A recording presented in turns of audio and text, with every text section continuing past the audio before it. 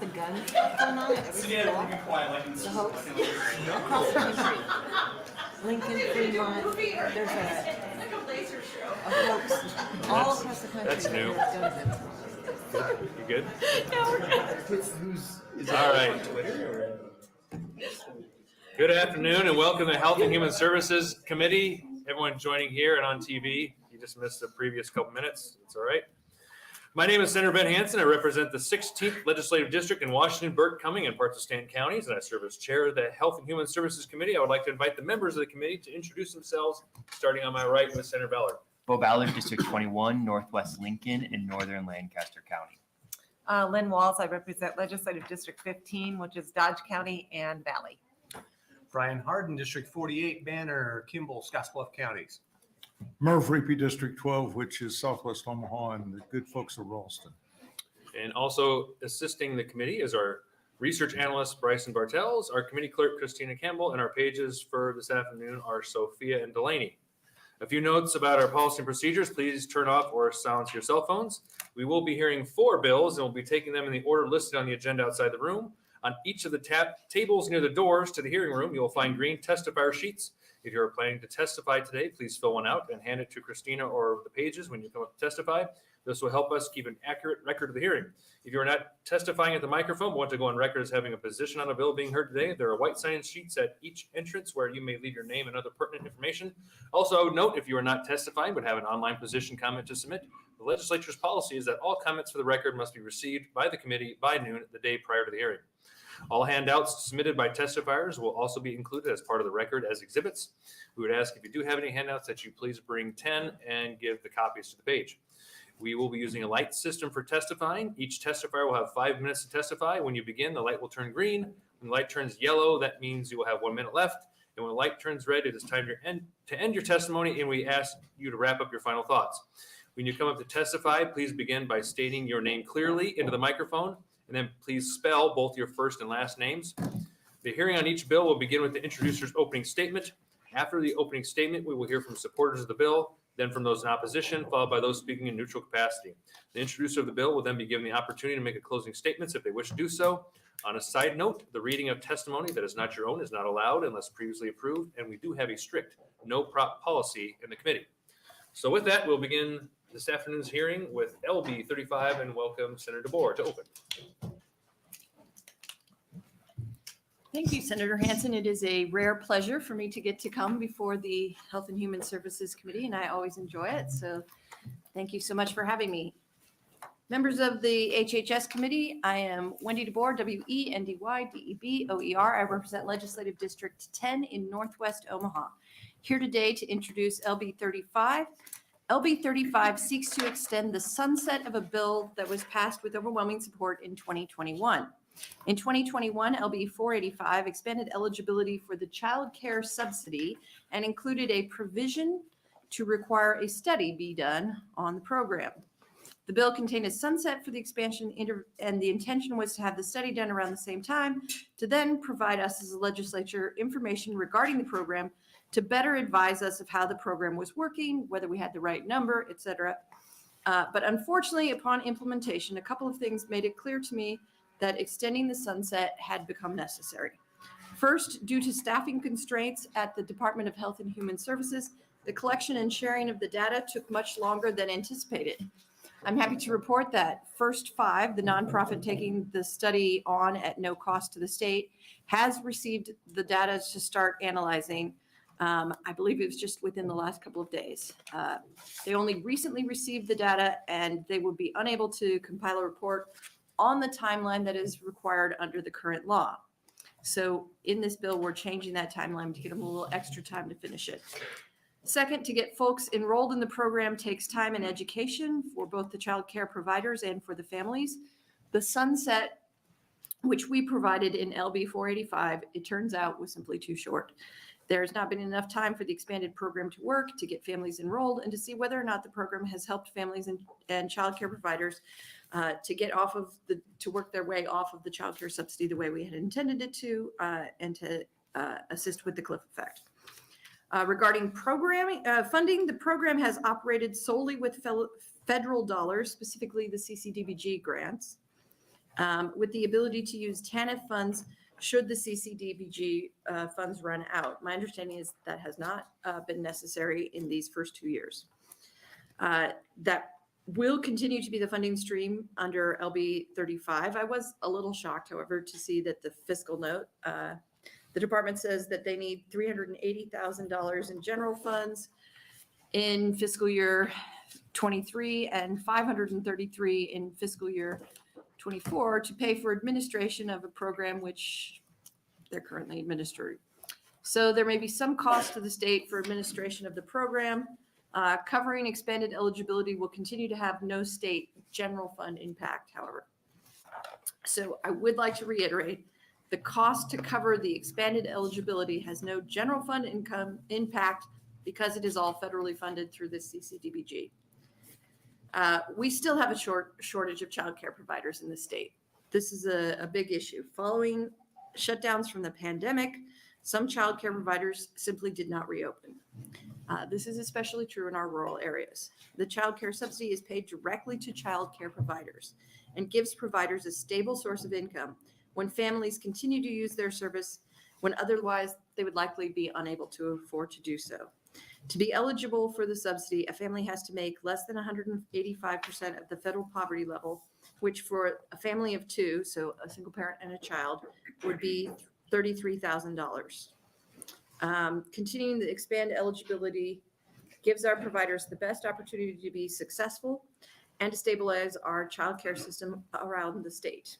Colleagues, you might remember this year at Legislative Council, when we met this past fall in Nebraska City, that we had panels about the needs of the state, both from a panel of rural folks and a panel of urban folks.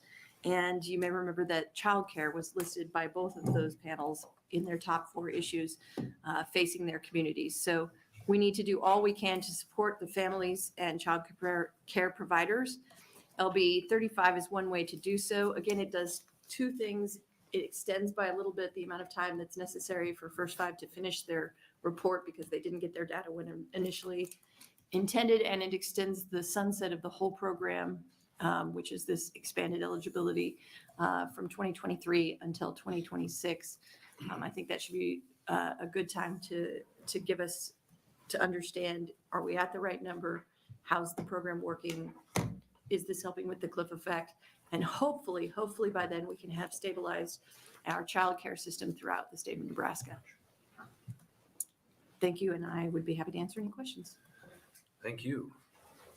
We never like to use the term, it's just a simple bill in this committee, but this almost seems like a simple bill. It's kind of a simple bill. It's kind of scary. So, If you were looking for the underlining, it was a little difficult to find it. I noticed that. I'm flipping through. I'm like, what did you change? Yeah, there's 2 dates. Okay. Well, we'll see. Are there any questions from the committee? See, that's how simple it is.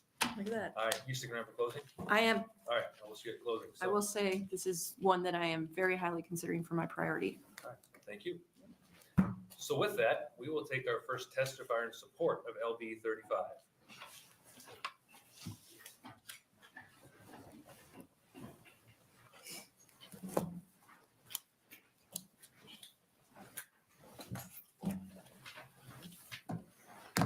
Welcome.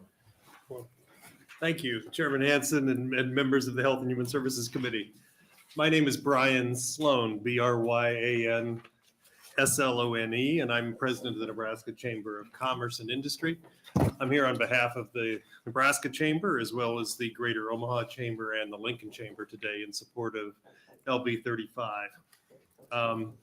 Last year, and actually for the last 2 years, as Chamber President, we have gone out across the state and talked to our members and business and community leaders across the state about what the #1 priority is in the state from an economic growth standpoint.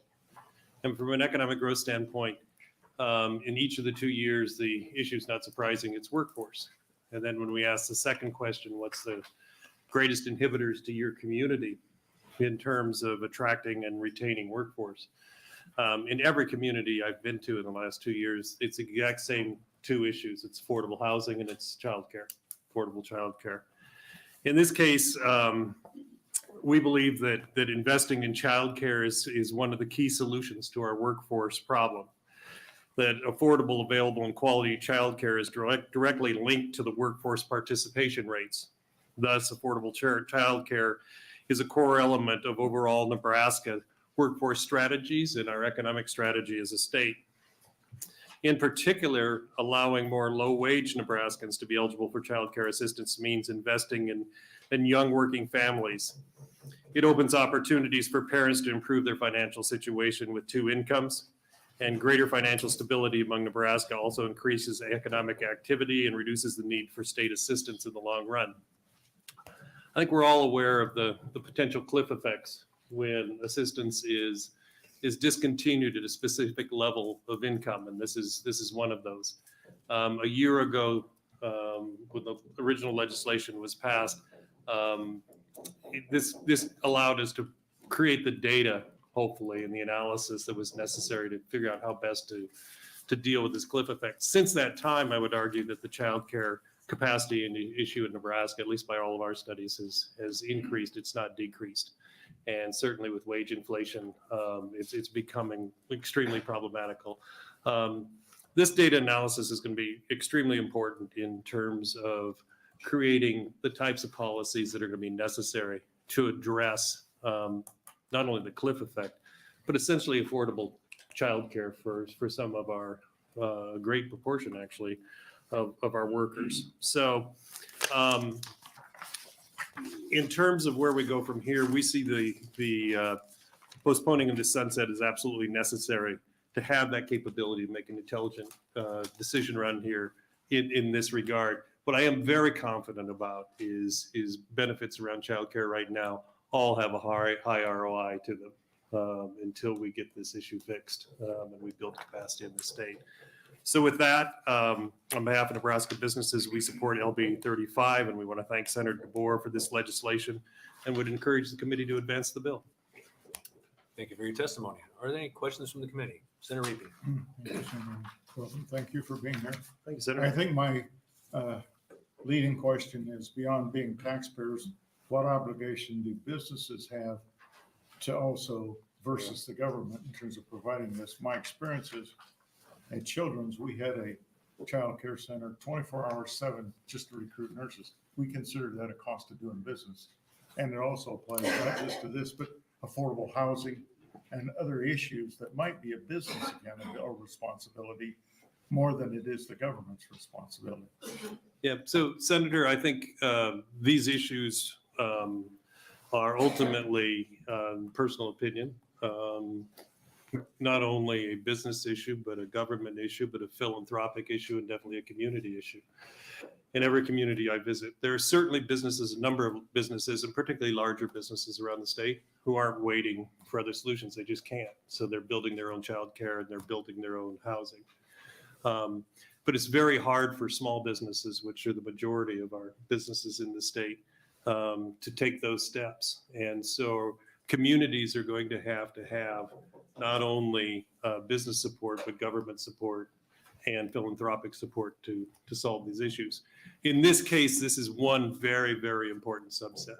We simply cannot have government rules that create cliffs that discourage people from entering the workforce. And that's what this data was really pointed at, was making sure we understand that issue so our government programs don't discourage people from taking the step we absolutely want them to take. And childcare is one of those big pieces. So I do agree that the business community has a role in this, and it's something we talk about. In fact, many businesses are moving as you noted. Thank you. Thank you, Mr. Chairman. Senator Hardy. I think the timing of this was 2021. Is that right? When this was originally introduced, and that was kind of at the tail end of COVID, right? And so it's part of the reason the first 5 is kind of needing some extra help, is that those statistics from that period of time are still perhaps a bit skewed. They may be a bit skewed because, but understand during COVID, our economy was one of the 2 strongest economies in the country. the reason we have all these excess rainy day funds is our economy tends to be a little countercyclical, primarily because of agriculture, but also because of manufacturing. And so economically, I would say it's not skewed. What I would say is that the wage issues and particularly the childcare capacity issues have actually increased since then. So if it's skewed to the sense that actually childcare has become much more expensive for low-income workers in the time that has passed. So the issue is, if anything, much more acute. Any other questions from the committee? Sarah Ballard? Thank you, Mr. Chairman. Thank you for being here, Mr. Sloan. I know this is a statewide issue, childcare, but what industries do you see this as the biggest issue across your? It's a great question. I get this question all the time, and I appreciate the question. And on any given day in Nebraska, what I always say is there anywhere between 50 to 80,000 jobs we can't fill because we don't have people. Against a base of only 1 million workers, it's almost 10% of our GDP we leave on the table because we don't have enough workers. Interestingly enough, when I'm asked what are the specific jobs, are they IT jobs, are they nurses, are they whatever, and the answer is everything. It goes the gamut, and every study I've seen shows it's almost every category of job, from somebody making 6 figures to somebody who's entry level. And to put it in context, maybe the easiest way I can say this, we have an affordable housing shortage. One piece of it, not the only piece, but one key piece of affordable housing issue is the fact that we can't find workers to build houses. And until we solve the workforce issue and can build the houses, it's very difficult to bring more people into Nebraska. And so ultimately, all our workforce strategies have to be built across the entire cross section of jobs and not just focused on high-end jobs or low-end jobs or one industry or another. I would tell you the data would support that. I can't think of an industry in this state that isn't having the identical workforce shortage. Yeah, thank you. Sarah Cavanaugh. Thank you. Thank you for being here, Mr. Sloan. 50 to 80,000 jobs a day are open. Is like we could find 80,000 people. We could employ them today. Mm-hmm. Wow, that's a lot. That's 10 Cretes. How many 4th of July parades could they have? Yes. So, I mean, I'm very aware of the cost of childcare. It's my entire salary. Fortunately, we're a 1 point whatever percent you would call my salary household, but my entire salary goes to childcare. And my freshman year here, I think we had all 3 kids in childcare. I'm looking in the audience for verification on that. I think all 3 were in childcare at the start of my time here. So I very much understand the crunch of childcare. You said that the things impacting our workforce shortage are housing and childcare. I would say to be careful, the workforce, the solutions to workforce, the number one issues in terms of creating solutions, impediments are housing and childcare. So if 50,000 people showed up at our border today and said, we want to work, the problem is we can't house them and there's not enough childcare to take care of their kids. Okay. So this is, if we were to miraculously recruit 50,000 people to move here, starting next week, we'll give them a couple of days. So it's starting next week. Exactly. We have 50,000 people, and those people have families. They have nowhere to live and they have nowhere to put their kids. Out on an affordable basis. Okay. Yeah. And so I think. Even on, the housing, obviously, maybe there's an unaffordable basis, but childcare is a limited. Yeah. But these two issues go together. If I go to a lot of conversation I generally have is, let's say I go to Seward, is there anything that would help Seward more than 200 new working families? And that answer would be no. But do we have the affordable housing and do we have the childcare capacity for the kids that come with those families? That's true in Scottsbluff. That's true in Imperial. That's true in Wahoo. That's true in Omaha. And that's true in Lincoln. Somebody's got something to say about that back there. Hopefully I didn't say the wrong city. So when we First of all, 185% of the poverty.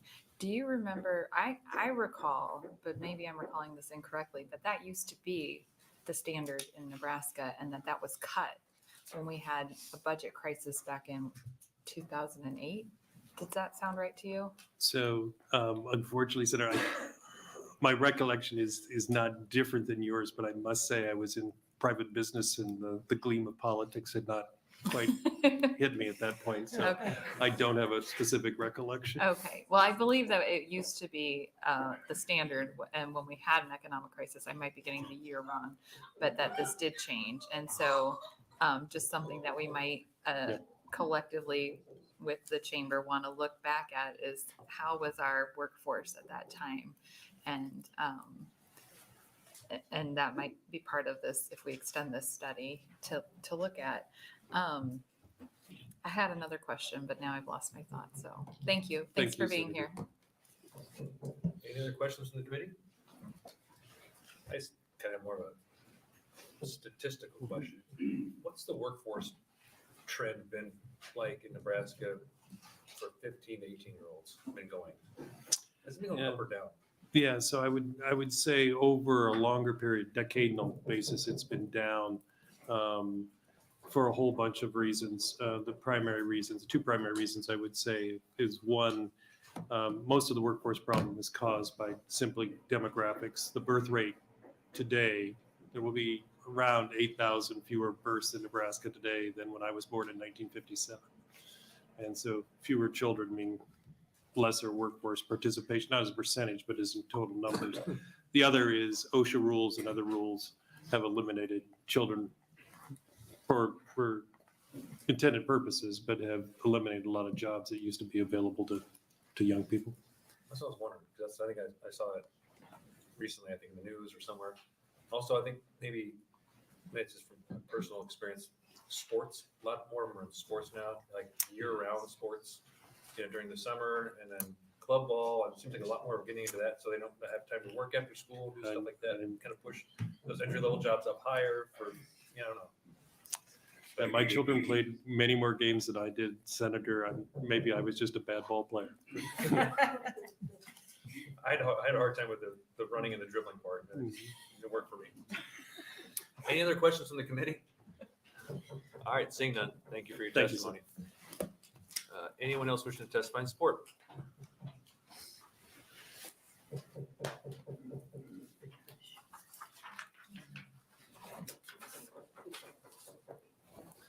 I apologize for all the hammering in the background.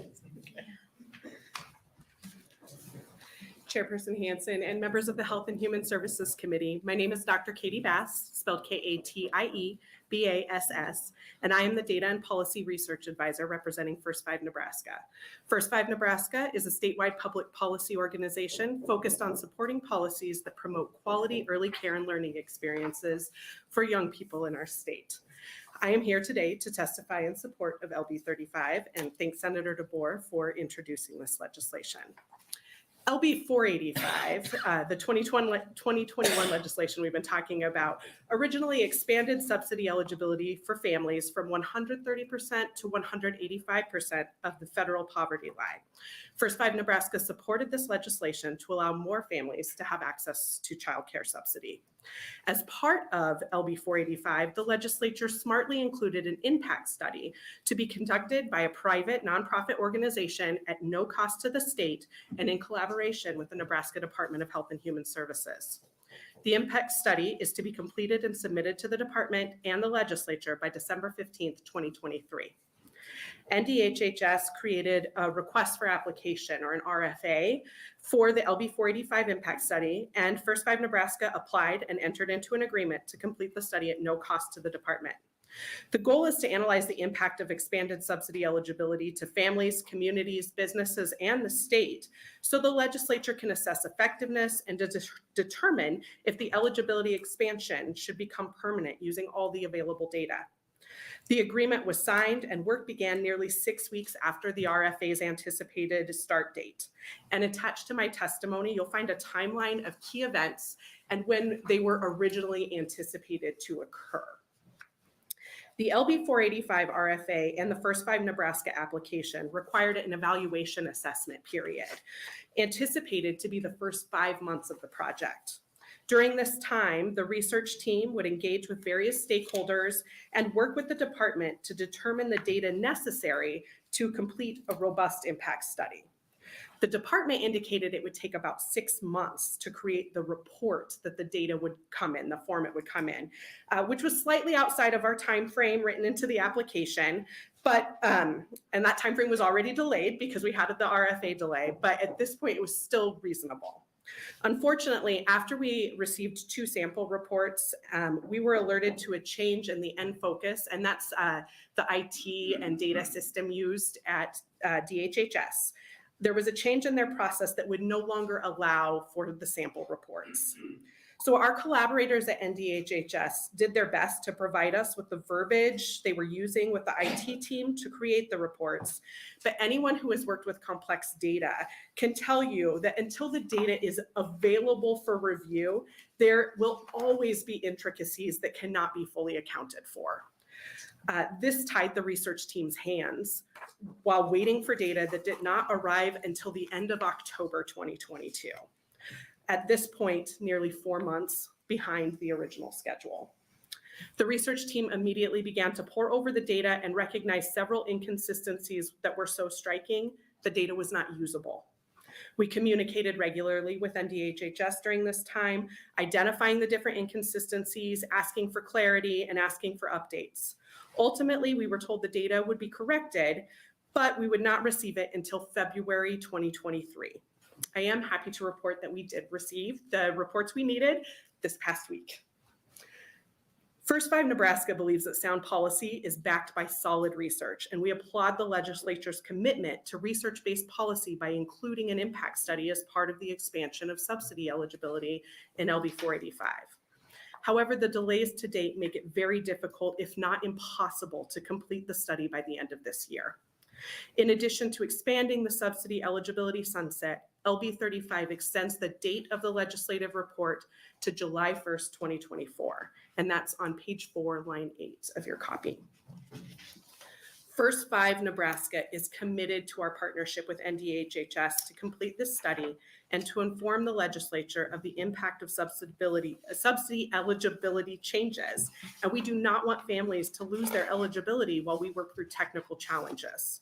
We respectfully ask that you extend the sunset for the eligibility expansion and extend the date of the impact study report so we can fulfill our obligation and the legislature can have the value of the impact study in determining the future of subsidy eligibility. Thank you for your time and consideration today, and I'm happy to answer any questions you may have. Thank you for your testimony. Are there any questions from the committee? Sarah Kavanaugh. Thank you. Thank you, Dr. Bass, for being here. Nice to see you. Thank you. Okay, so originally the report was anticipated to be done last summer. Right, and so these would be monthly reports that would let us know how eligibility or how the expansion was operating. So they were creating the format of that report, Okay. and we were supposed to start getting it in July so we could start the analysis that would continue through Okay. the expanded eligibility. Well, first of all, thank you for being willing to do this. I know you're doing it for free, so we appreciate that. Do you recall the question that I had asked previously? Do you happen to remember the timeline? So I was not part of this process at that timeline, but I do believe, I've been told by others that it's been 20 years, but it was, Okay. we were at 185%. Right. And it was a change due to budget Okay. constraints during that time. And I want to say 2002 would be the Okay. year. Okay. But I can confirm that and get that back to you. Well, there might be others testifying that, just kind of putting it out globally that Yes. this is a question that I'm going Right. to This have. is really bringing us back up to our Back previous to where we rates. previously Yes. were. Okay. All right. Thank you. Appreciate it. Any other questions from the committee? I have one. Sure. It's, I don't know if it really matters or not, but I'm more just kind of to get your opinion. Sure. First 5 supports policies that promote quality early child care. And you supported legislation to allow more families access to child care subsidies. And you're conducting the study to analyze the impact of expanded subsidy eligibility. Do you think Yes. that's a conflict of interest? I see where you're coming from, and potentially, but we are partnering with other organizations to help us with this analysis. But ultimately, I would say that what we're doing is making sure that the policies we support are actually backed by sound research. Yeah. And generally, we know the research supports expanded subsidy eligibilities for families, but we want to make sure that those impacts are measurable and demonstrable in Nebraska. Okay, makes sense. And I know just the way the LB 485 was written, it makes sense. I mean, you fit that category of, yeah, that's kind of what you guys are specializing in. So just kind of wondering your take on that. So, Yeah. all right, thank you. Any other questions from the committee? Senator Repeat. Senator Hanson, thing, follow-up question that would be, has DDHS department, have they expressed a willingness to accept your report? Yes, so the way the RFA is structured, first of all, DHHS is an active partner of our research team. So they participate with us in our regular meetings and helping us with the data itself. We do submit the report to them first for approval. That was written in their RFA. And so they would review it and approve it and potentially provide us with feedback before it would be presented to the I legislature. assume they were involved in the original methodology. Yes. Okay. Yeah. Thank you. All right, seeing no other questions, thank you for your testimony. Thank Take our next testifier in support.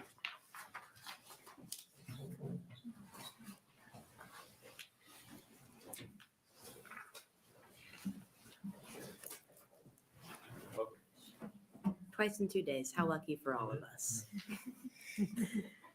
Chairperson Hanson, members of the Health and Human Services Committee, my name is Erin Feichtinger, ERINFEICHTINGER, and I'm the Policy Director for the Women's Fund of Omaha.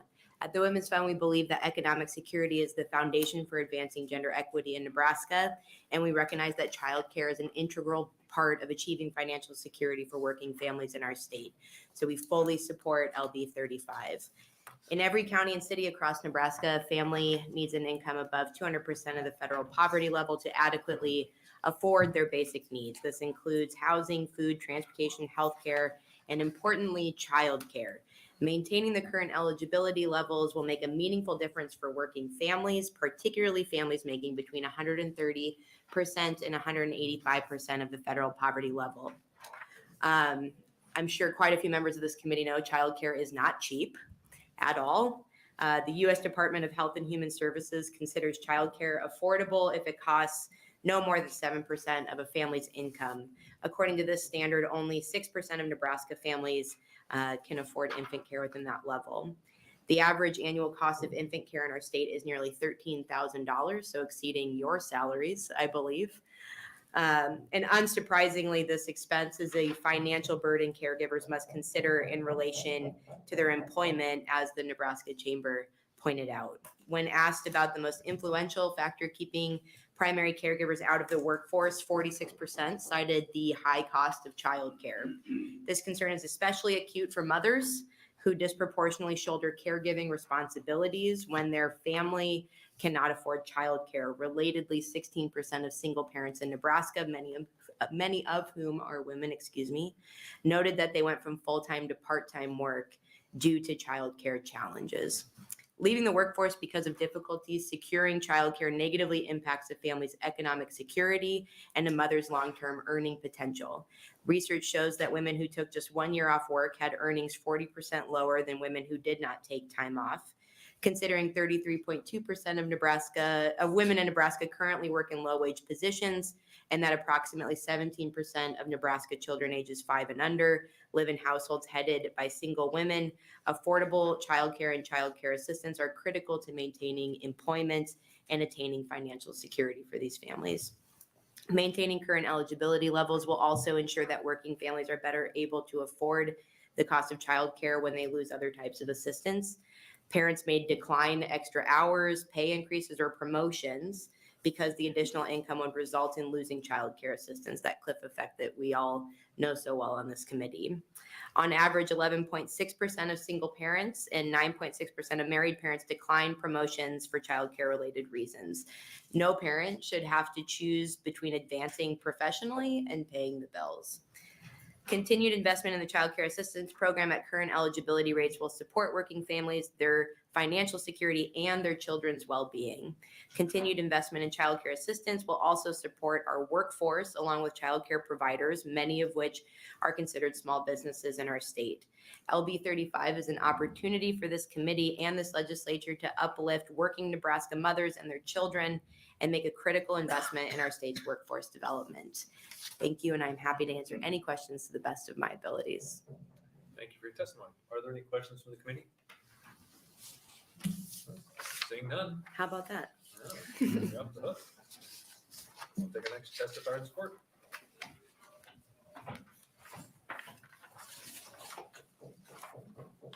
Welcome. Oh, gosh. Thank you. Sorry. Good afternoon. My name is Christine Van Hoosen, KRISTINE VANHOOSEN. I am the Director of Early Care and Education at the YWCA of Grand Island. I'd like to begin by thanking the Senator DeBoer for introducing this really important bill and all of you on the committee for allowing me to speak here today.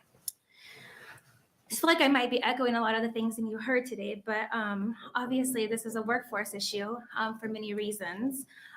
So it's like, oh, sorry, got really nervous all of a sudden.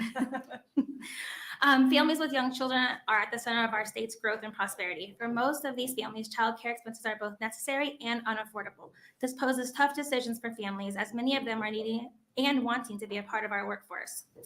As a director of a child care, I hear many of my families say, I'm just working to pay for child care. Each day I see firsthand how the financial burden affects not only the parents, but the children as well. I met with a family last week, 2 working parents with 2 young children in child care. They expressed how hard it was to pay tuition even though they both worked. When I asked if they had applied for any assistance, Dad replied by saying yes, but we were over income by $100. Mom then hung her head and said, maybe I should just stay home with the girls.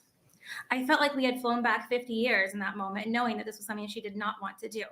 Not only does she want to contribute to her household, she wants to contribute to our economy. If this mother decides to stay home and leave the workforce, she leaves a local Grand Island business owner in a position to have to hire again when they are already struggling to do so. This particular story is based on our current eligibility guidelines of 185 of the federal poverty level. If this extension is not passed, there will be many more parents that have to leave the workforce. If we allow the guidelines to revert back to 130, a parent will not be able to make over $10 an hour. This is definitely not a livable wage, and most certainly not a realistic in our job market where everyone is paying higher wages to get everyone to come to work. As I have seen over and over again, parents are wanting to bring their families out of poverty, but just cannot because the cost of care is too high. For our YWCA families, the cost is considerably lower as we know they cannot afford to pay the true cost of quality care. This creates another workforce problem because we cannot afford to pay our staff a comparable wage without raising the tuitions of families. Child care workers are leaving the industry left and right for higher paying jobs. This leaves the centers like ours, who have a capacity of serving 155 kids, currently only serving 50 kids right now because we don't have the workforce that we need. Raising the eligibility guidelines will not fix all of these problems, but it will definitely assist in keeping parents employed. Although keeping them employed just isn't enough for some. As we know, single mothers and women of color are most affected by these constricting guidelines. I spoke with a single mother of 2 preschoolers to discuss her experience with the assistance programs of Nebraska. Throughout our hour-long conversation, I noticed the running theme of discouragement. She spoke not only of the importance of providing for her kids, but the importance of elevating herself in a professional status. She currently makes $16 an hour and has been offered many raises and promotions, which she's had to turn down because she'll lose her benefits. With the current guidelines, she receives child care and food assistance. She pays a monthly child care fee of $182 and receives $300 in benefits to help with food costs. The child care savings each month is $978. Even with a $2 an hour raise, it won't make up for that kind of loss. If the guidelines are not extended, she will lose her benefits and will be in a position to decide whether or not to stay in the workforce. With that choice, her hopes of becoming a professional working mother just become an afterthought.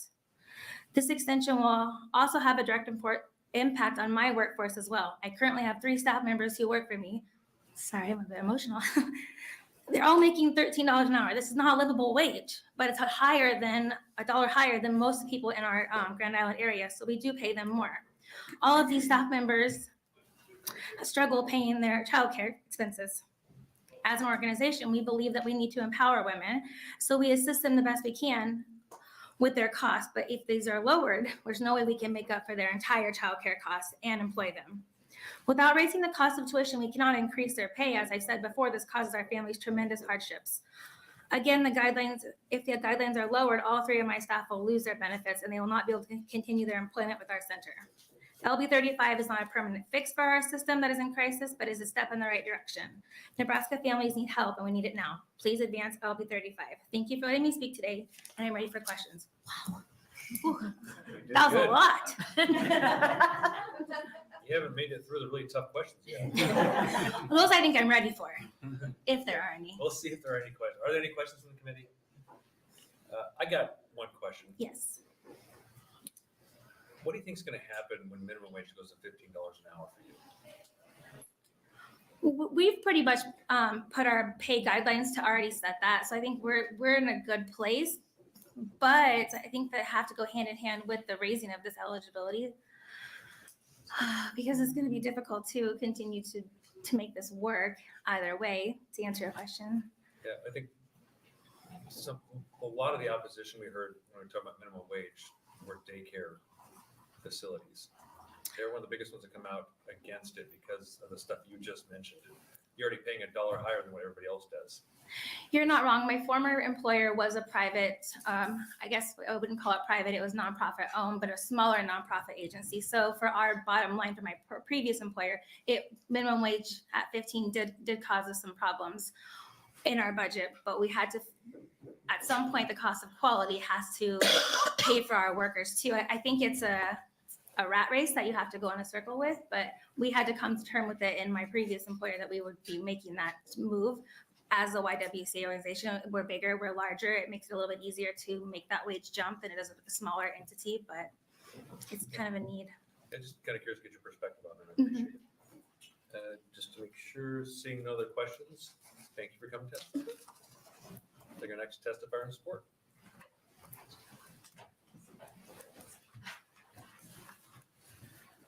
Good afternoon. My name is Robert Patterson, and I'm the CEO of Kids Can Community Center. We're a nonprofit organization with a mission to educate, engage, and inspire children through early childhood care and out-of-school experiences.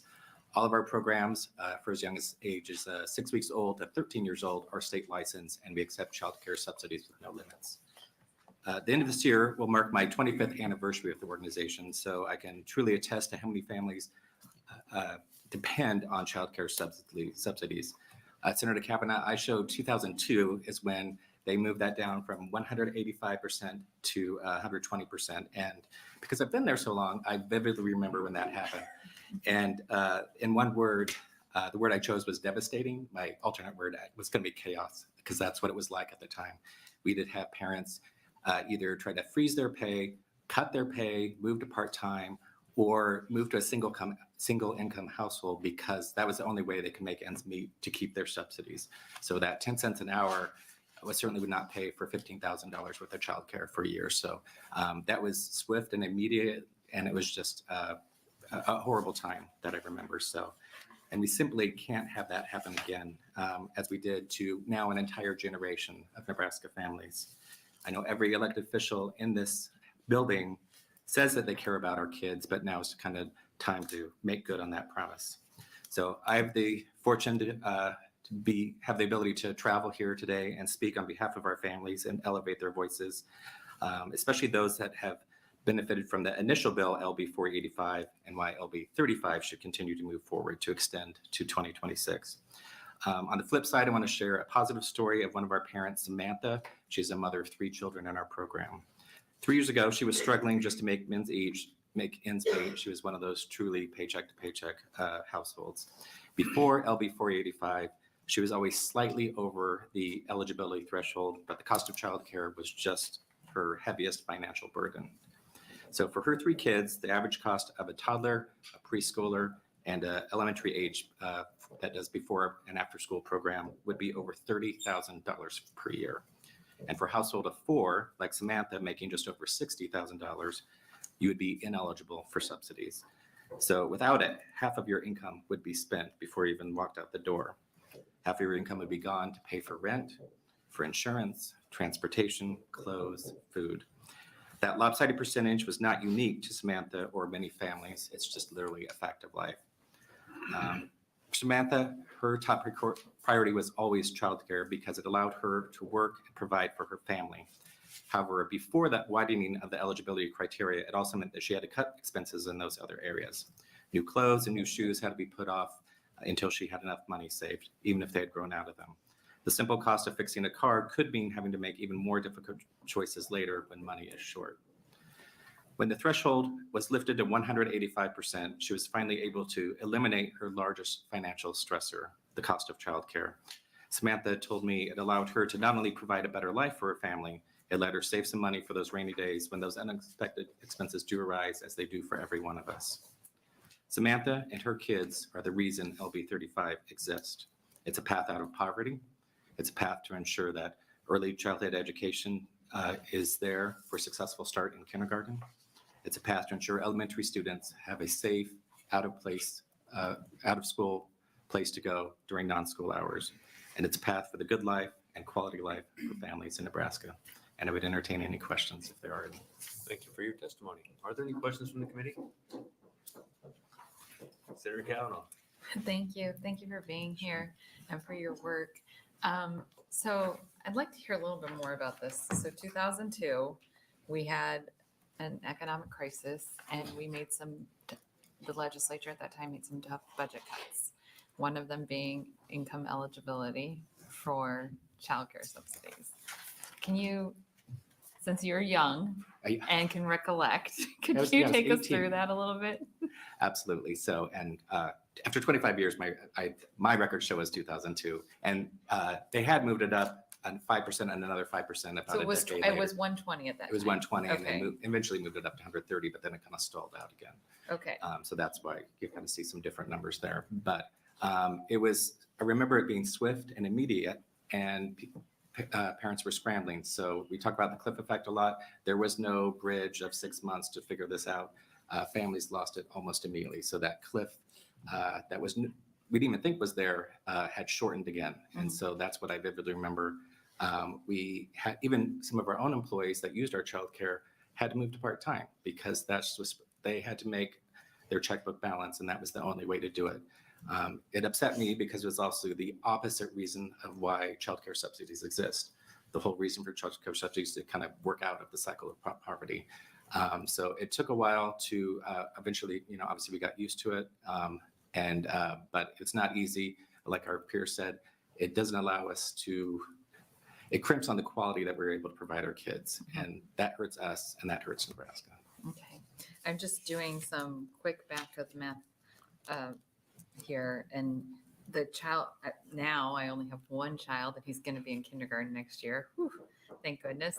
But I only pay for one child to be in childcare, and I actually also did the math. It's more than I make in a year is my childcare. But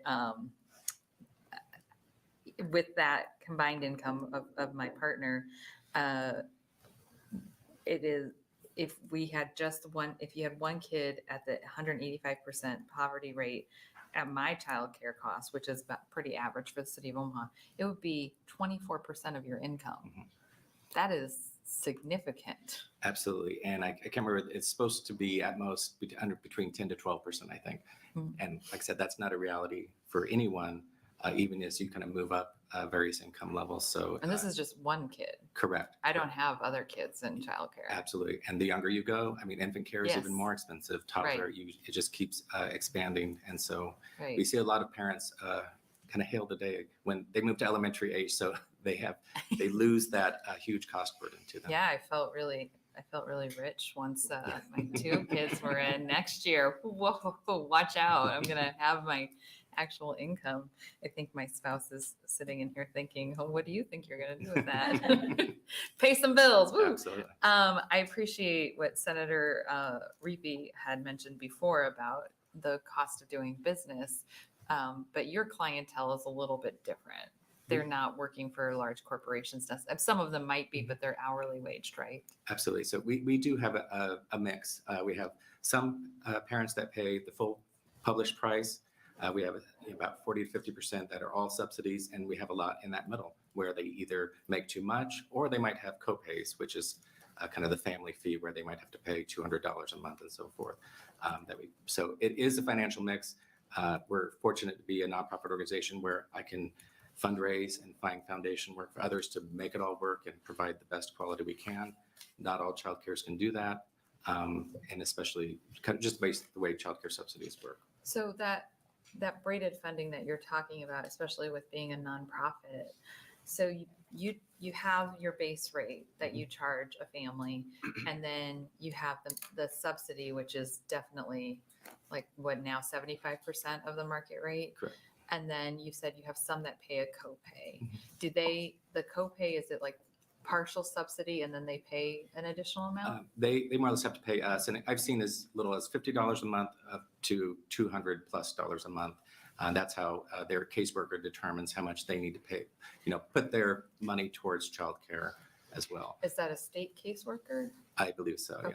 yeah. And to be honest, we don't always, we scholarship half of that out of the gate, because we realized if they're in such a financial position, we don't want to be the ones to come in imposing that on top of it, that we're looking out for the child. So then you are in the position that you can fundraise. This doesn't seem like a very workable for-profit model. It is not. It's highly unsustainable, especially, I think of our family child cares, the smaller child cares. We're lucky to be able to kind of have that capacity and have supporters that believe that and putting more money towards that. But that's not always the case. And it's been difficult. And funders, I know the Chamber mentioned the philanthropic community also has a part in this that they care about, but it has to be all in by everybody: community, philanthropic, business, and government. Well, thank you for the history lesson. No problem. Senator Reapy? Thank you. I first served in the legislature in 2014 and was with the Health and Human Services Committee. We've always heard about the cliff effect even then. And my question is with the inflation and everything else, does this cliff effect just keep like a tide stay ahead of us? And I'm just trying to get educated here. I believe you're right. We've talked about, as the minimum wage will continue to go up and move to 15, what does that mean for these rates that we have already? By nature, some people will automatically kind of move right out of eligibility criteria, but that $15 an hour is not going to cut it for $15,000 of It's childcare. trying to catch up on groceries and rent. Absolutely. Yeah. And so that'll be probably one of the next bridges that we cross, that we look at. And even for our own, we did have the ability to kind of move our base rate up for our entry level childcare workers at $15 an hour, but it's not been easy, like I said. So you're saying it might be back next year too? I'll probably be back every year at this table. So. That's what I was thinking. Happy to be here. Yeah. Any other questions from the committee? Seeing none, thank you for coming. Take our next testifier on support. Good afternoon, Chairman Hansen and members of the Health and Human Services Committee. I'm Tina Rockabach, TINAROCKENBACH. I'm the Executive Director for Community Action of Nebraska. We are the state association representing all 9 of Nebraska's community action agencies, serving all 93 counties, and I'm here in support of LB 35. Parents across Nebraska, as you have heard, are facing significant challenges in managing the costs related to raising a family. While those costs of childcare are not a new challenge, what is new is the increased numbers of families who are unable to afford that service. You've heard about wages not being proportional, cost of living increasing, and things like that. We are seeing that daily in our clientele. In fact, the majority of clientele that we serve have full-time income or are employed in some way, and many of them are working multiple jobs to make those ends meet and are still struggling. The Child Care Subsidy Program is a great example of a partner program that our agencies connect clientele with in order to remove one barrier to keep them gainfully employed or pursuing an education. Employment and education are 2 of the many paths that our agencies will have case managers that will plan out and step through with those clients to lift themselves and their families out of economic instability and into stability. Extending that increased eligibility for the subsidy would be a significant help to many that are in that situation.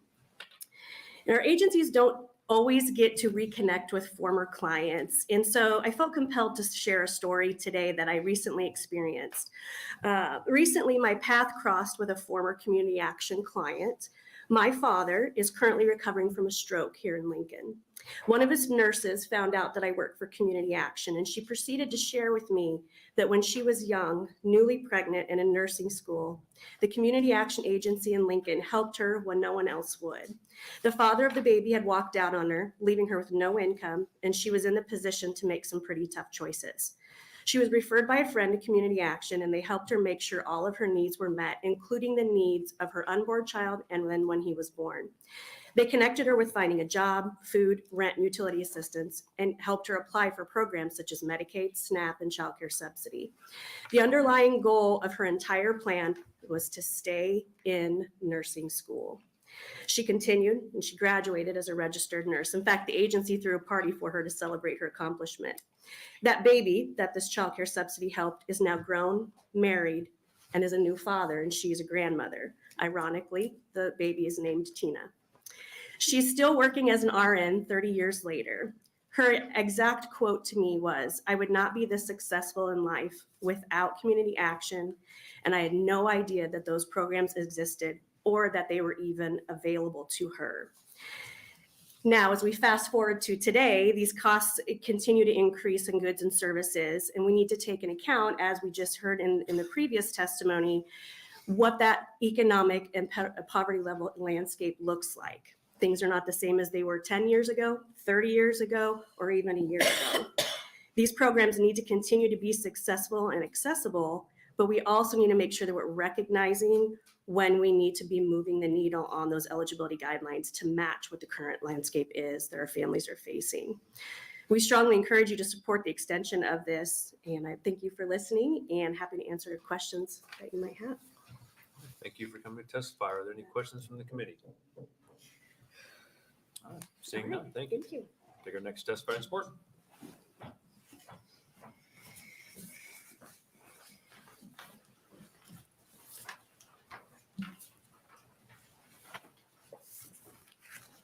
Welcome. Thank you. Good afternoon, Chairman Henson and members of the Health and Human Services Committee. My name is Rasna Sethi, that's Rasna Sethi, and I'm the policy analyst at Open Sky Policy Institute. I'm here today to testify in support of LB 35 because ensuring access to childcare is an investment for our state. The effects of inadequate childcare in Nebraska are well documented, with one report estimating parents lose out on $489 million annually in income, and the state economy loses nearly $500 million of output when we don't have access to affordable childcare, equating to more than 3,300 jobs per year. This bill would allow more people to achieve a balance between affording childcare and finding adequate work. The current threshold for the subsidy is 185% of the federal poverty level, or about $45,000 for a family of three. $45,000 for a family of three. If the change in eligibility passed in 2021 ended, this threshold would go back down to 130% of the federal poverty level, which is significantly lower than in neighboring states, such as Colorado, which has 180, Kansas, which also has 180, and Iowa, which has 141. When this program was initially introduced, the threshold at 185% of the poverty level, it was 185% of the poverty level until it was changed in 2002. In a tight job market, like Nebraska's, it is essential to increase the workforce and enable more Nebraskans to work. Childcare costs can be a barrier to participating in the workforce. Providing childcare subsidy to some of the most vulnerable Nebraskan families would not only increase the workforce participation, but would enable more individuals to become economically self-sufficient. According to the fiscal note of this bill, nearly 2,000 families benefited from the increase in this eligibility thresholds. The program should be allowed to carry forward another few years to allow for the accompanying study to examine the effects of the increase as set out by the original bill. That study has not been done to date. The increased thresholds amount enables Nebraskans to afford childcare at a rate that would be more on par with the market. The average cost for infant childcare is about $1,050 a month. For a family of 3, at an income threshold level of 185% of the federal poverty level, this would be approximately 30% of their monthly income, which, as previous testifiers have stated, is not considered affordable, considering that affordability would be 10 to 12% of monthly income. However, at 130% of the federal poverty level, this would be about 42% of their monthly income. This shows the necessity to keep these income limits at their current level. Open Sky Policy Institute supports LB 35 and urges the committee to advance it. And I'm happy to answer any questions you may have. Thank you for your testimony. Are there questions from the committee? Seeing none, thank you. We'll take our next testifier in support. Senator DeBoer promised me if this went less than an hour, we'd pass her bill, so sorry. Can be done now. MRKEBIRD. Thank you. Yeah, we were talking about this earlier. Got it. I've got a pen. Welcome. Thank you, Chairman Hanson. Good afternoon, and members of the Health and Human Services Committee. My name is Mike Bird. For the record, that's MIKEBIRD. I'm the president and CEO of Children's Respite Care Center, or CRCC. CRCC is a nonprofit based in Omaha. We provide comprehensive educational, nursing, behavioral health, physical, occupational, and speech therapies for nearly 600 children annually with complex medical and developmental needs. We also have typical children that are in our centers as well, which there are 2 centers in Omaha, one in north central Omaha and one in southwest Omaha. Including with my testimony, I have copies of a letter of support for LB 35 submitted on behalf of the Nebraska Child Health and Education Alliance. Our workforce at CRCC is comprised of registered nurses, certified early childhood special education teachers, licensed mental health practitioners, board certified behavioral analysts, occupational therapists, speech language therapists, and physical therapists. All told, we employ over 150 dedicated teachers and other care professionals. We want to thank Senator DeBoer for her work to expand eligibility in the child subsidy program through LB 485 in 2021. Approximately 30% of our day health program clients, or 60 kids and families, are supported through the child care subsidy program. And 70% of those families have a child with special needs. Given the highly specialized care of so many of the children we serve, for reference, we have 105 unique diagnoses in our day health program. It is not exaggerated to say that CRCC is often the only choice for care for many of the families and critical to their participation in the workforce. This is why LB 35, to extend the sunset on expanded subsidy eligibility, is critical for us and the families we serve at CRCC. It is widely understood that birth to 6 represents the most critical stage in child development. We all know that these early years are critically important. The importance of these early years is heightened with the families that we serve at CRCC. Early identification, intervention, and diagnosis of medical and behavioral conditions help set our kids on a path to achieve their fullest potentials in school, work, and life. Children with special needs deserve access to high quality and inclusive early childhood education. Parents and guardians of children with special needs deserve to participate fully in the workforce, and our state relies on their participation, as we've heard from many that have testified. LB 35 supports the growth and development of our most vulnerable children at the most critical stage of their development and bolsters workforce development in our local communities. We raised our minimum wage, our starting salary for our paraprofessionals from $13 an hour to $15.34 in July of 2022. That was about a $300,000 impact on our budget annually, just taking our current staff from $13 to $15. And we're still unable to fill all the classrooms that we have, which in turn limits our ability to bring kids in and serve the kids that have the needs that we are able to help address. LB 35 supports the growth and development of our most vulnerable children at the most critical stage in their development. And I ask that you please advance LB 35 to the full legislature for debate. Thank you for the opportunity to testify, and I will answer any questions that I can. Thank you. Are there any questions from the committee? Senator Kavanaugh. Thank you. Thank you for being here. Of course. Well, first, I want to acknowledge that your two facilities are in two of what I might argue are the best districts. Yes. They're in Thank both of you. ours. Yeah. One in yours, one in mine. Mine's by the airport though. So thank you. Thank you, first of all. Very much appreciate the service that you all provide. 105 unique diagnoses. That's amazing. Yeah. And if you layer on the number of secondary diagnoses on it, we're in the 500 and 600 unique diagnoses. If you look at it holistically, it's really a complicated service that we provide. So these are medically fragile children that have parents in the workforce for the most part. Some might be in school or other things, but that are our most vulnerable children, and they would not be able to be in the workforce without this. Right. Thank you. And that's such an important piece to what we do and the service we provide in the community around the ability for parents to work when they have medically fragile kids. That's really amazing. And obviously I'm familiar with your organization and your work, but I just want to highlight that because I think that's really important. So this bill, a lot of your kids are childcare subsidy kids. 30%.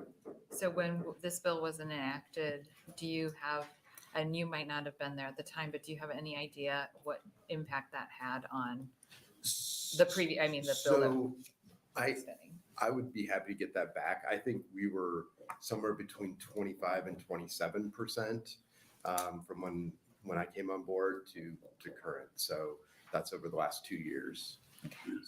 And you said that you've increased your wages significantly, and you still are struggling in that workforce area.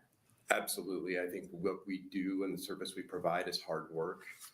When I drove by a rental facility in the neighborhood that was offering $17 an hour and get paid today, and we're glad to be at $15.34 and recognized with the need.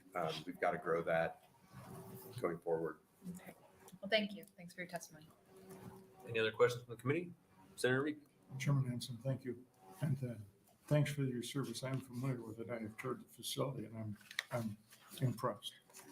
My question is, you've gone, out of goodness, you've gone from $13 an hour to $15.34, was it? What's your payer mix look like? I think you just said 1/3 is. Yeah. What's the balance, the other 2/3? So we are, if you take all in, our budget's about $7 million. We recoup about 2/3 of that in fee for service, whether that be the programs like this, private pay, insurance, those, and then the other 1/3 we raise philanthropically. And so that piece is about 20% waivers in there, and then Medicaid as well makes up about 30%. On your philanthropic side, have most of your donors been one or two larger ones, or is it a lot of smaller donors? We're very fortunate to have a good base of support. We have several that are larger donors that are supportive year over year. And then we have a lot of families and our staff and community members that see the value in what we do and help us in that area. We've risen from about a $500,000 a year fundraising effort 5 years ago to now at about $2 million. And so that, as I think Mr. Patterson's touched on, it is not sustainable over time to keep layering that on to the philanthropic support that we need. Do you participate, get funds from United Way? We do. Do you get funds from Chad? We do not. Okay.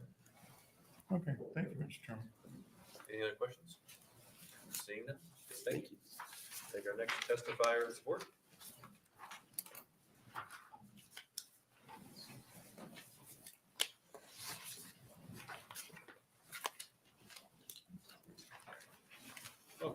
Hi. Chairperson Hanson and members of the committee, my name is Madeline Walker, MadelinWalker, and I am the Human Trafficking Program Coordinator with the Nebraska Coalition to End Sexual and Domestic Violence. I am here on behalf of the coalition and also our 20 network programs that serve survivors of domestic violence, sexual assault, and human trafficking across the state to support LB 35. Lack of financial resources is one of the most common reasons survivors of domestic violence stay with their abusive partner. This is due to financial abuse, which occurs when an abusive partner exercises financial control over their victim by limiting their ability to build savings, sabotaging their credit, and preventing them from working outside of the home. In a 2018 survey of survivors of domestic violence, 50% reported they would be unable to afford childcare if they were to leave their abusive partner. Access to affordable childcare would reduce the barriers a survivor faces to leaving an abusive relationship. Lack of affordable childcare is one of the primary challenges survivors face to completing their education and participating in the workforce. Survivors with access to affordable childcare are better able to achieve economic stability and less likely to have to return to their abusive partner due to lack of finances. Increasing financial security for individuals and families will help reduce and prevent the occurrence of domestic violence in our state. The Nebraska Coalition to End Sexual and Domestic Violence recognizes that access to affordable childcare is a key component to the safety and financial security of survivors of domestic violence. We support the extension of childcare assistance provided for in LB 35. Thanks for your time and attention, and I'm happy to answer any questions. All right, thank you. Are there any questions from the committee? Senator Repeat. Thank you, Chairman Hanson. This may be a more general question. Any contributions that you receive from the state, do those go to you as an organization as opposed to going to the families directly? So our organization does not provide direct services. We provide training and technical support to all of the direct service organizations throughout the state. We do have some pass-through funds that go directly to the organization and to the direct service organizations, and they do have funds to help out with basic needs, hotel stays, transportation, food, but nothing on like a long-term kind of basis. I might, if Senator DeBoer closes, I might ask her that question.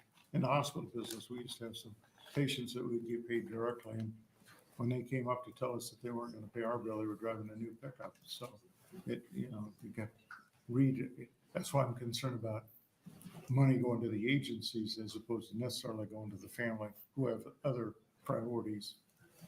Yeah. Okay. Yeah, they provide limited financial support kind of based on, they provide crisis-based intervention. So it's usually just kind of immediate needs and things like that for the families. I'm just concerned who cashes the check. That's what I'm looking at. Thank you. Thank you, Chairman. Any other questions? Saying none, thank you. Okay, thank you. Anybody else wishing to testify in support of LB 35?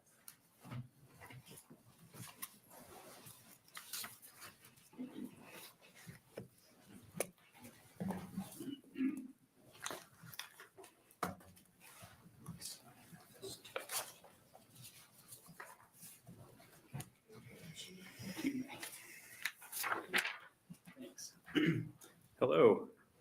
Hey. Members of the Health and Human Services Committee and Chairperson Hanson. My name is Ken Smith. That's spelled Kensmith. I'm the Economic Justice Program Director at Nebraska Appleseed. I'm submitting some written testimony, and there's also some written testimony from Voices for Children in Nebraska. I'm going to be very, very brief. Today, I just wanted to make a couple of points. One, just echoing all of the points that previous testifiers have made about the importance of this piece of legislation. I know there are some questions about the fiscal note. If the committee has some questions, I'd be happy to try to answer them. We have had a little bit of time to look into the fiscal note. And I also wanted to just note that these types of eligibility changes aren't eligibility changes that necessarily have to be made year over year. So there wouldn't necessarily be a need to come back every year. To remind the committee, what we're talking about is going back to the eligibility limit that was in place in 2002. And so these are, granted, not to say that there wouldn't need to be any future adjustments, but these are adjustments that do kind of stand the test of time and would be, a significant improvement in the way that this program operates, making it more effective and accessible. So with that, many of the points I was going to be making have been covered by other testifiers, so I won't duplicate that testimony. But as I said, I'm happy to answer any questions, including if there were questions about the fiscal note. All right, thank you. Are there any questions from the committee? Senator Kavanaugh. Well, you gave an opening to my favorite topic. So let's talk about the fiscal note. Sure. His second favorite topic. Okay, so the fiscal note. I see that previously we used ARPA funds, and we've hit the max on that. So I guess, can you kind of walk us through the fiscal note a little bit, what your interpretation of it? Yeah, and I do want to caveat this with, I want to be able to speak with Senator DeBoer about some of this as well. Sure. But essentially, ARPA was used to cover administrative costs of the program when that was available.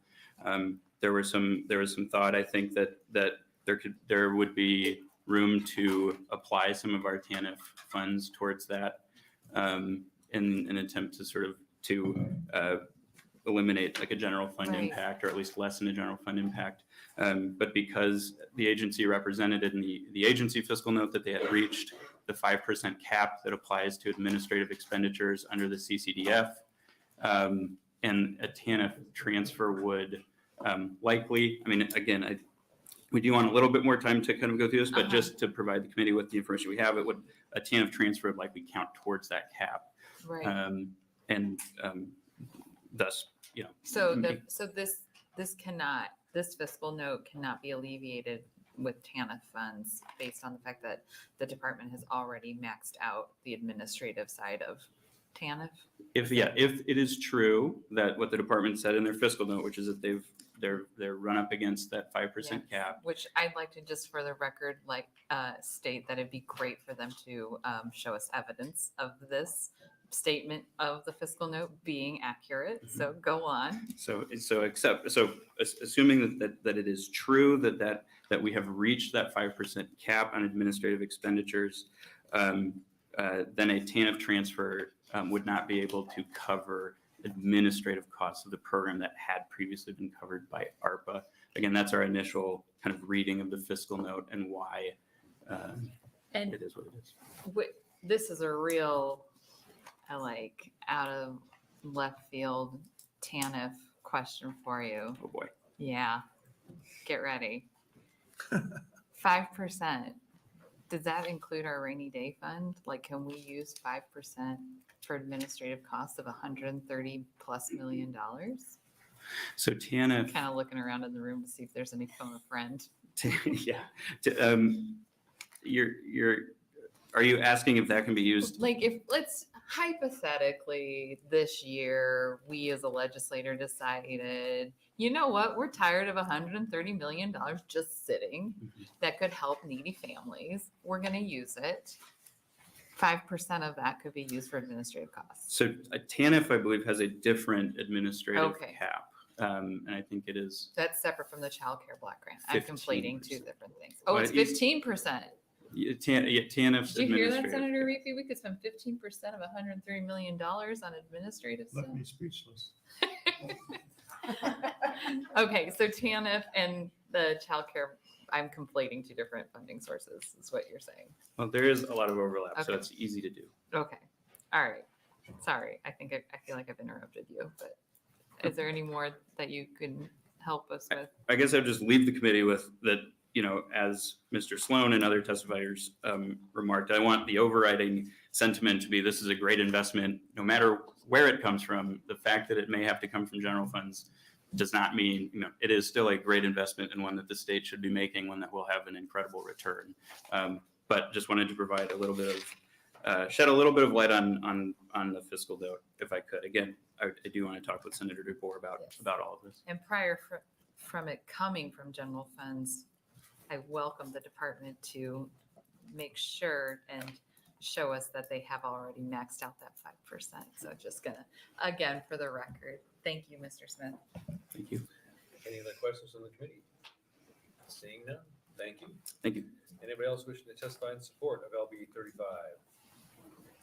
Seeing none, is anybody who wishes to testify in opposition to LB 35? Seeing none, is there anybody who wishes to testify in a neutral capacity to LB 35? Seeing none, we'll welcome back Senator DeBoer to close. And for the record, we did have some letters to the record. We had 29 in support of LB 35, 1 in opposition, and 1 neutral letter for the record. Thank you, Senator Hansen. I'm sorry that this was a little longer and wider ranging hearing than I anticipated. I do believe we talked about housing, sports. I don't even remember what all else, but I think it's good. Minimum wage. This was a good, broad hearing. This is par for the course for every hearing we've had so far. Okay, well, I don't know how you do things here.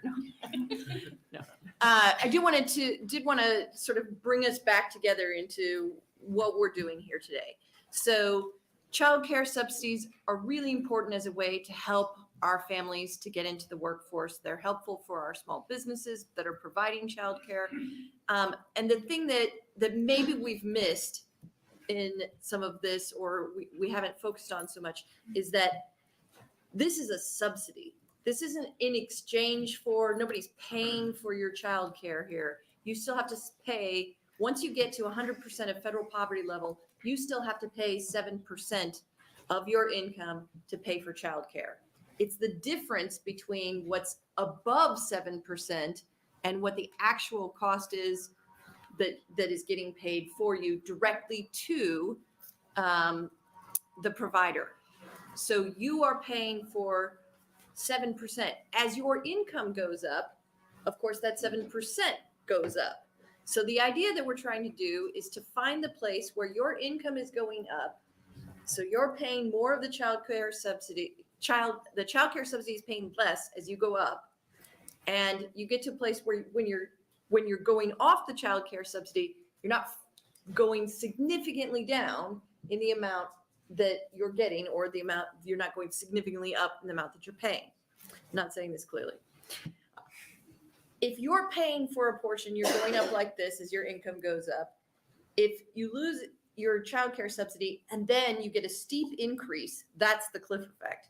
If you're going up and you get to a level that you go up and it's maybe just like this, you can take the increase. So what we're trying to do is help it so that people can work their way off of the childcare subsidies, so that there isn't a big bump between the amount that they're paying for childcare when they're on the subsidy and then the amount that they're paying for childcare when they're off the subsidy. We're trying to bring those two numbers together.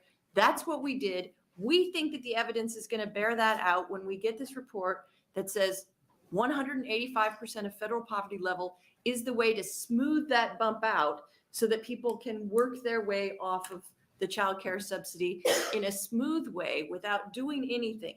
So Senator Reapy asked a question about whether or not they would be back again. That's not at all what this is, because this is a percentage. So even if there is inflation, it doesn't matter because the percentage is going to remain the same. So assuming that the federal poverty level is roughly keeping up with inflation, which I have nothing to do with, that's something that they do. But assuming that, then the percentage, since you're still paying 7%, whatever the cost is for childcare, you're still going to have this ability to work your way off in a smooth way. So this shouldn't be a problem where we're saying, okay, now we need 186%, now we need 187%, now we need 188%. We think the number is 185%. We think that will be borne out in the evidence. And we think that that is logical because it used to be, prior to 2002, the number that we had and that had stabilized the system. So that's where we've been. That's why we have this expanded subsidy. And that's why we're here trying to get a little more time to make sure that we're on the right track so that everybody can look at that. That's why I have the sunset there. And I'm so confident that this is the right number that I didn't come in here and ask you to take a sunset off altogether.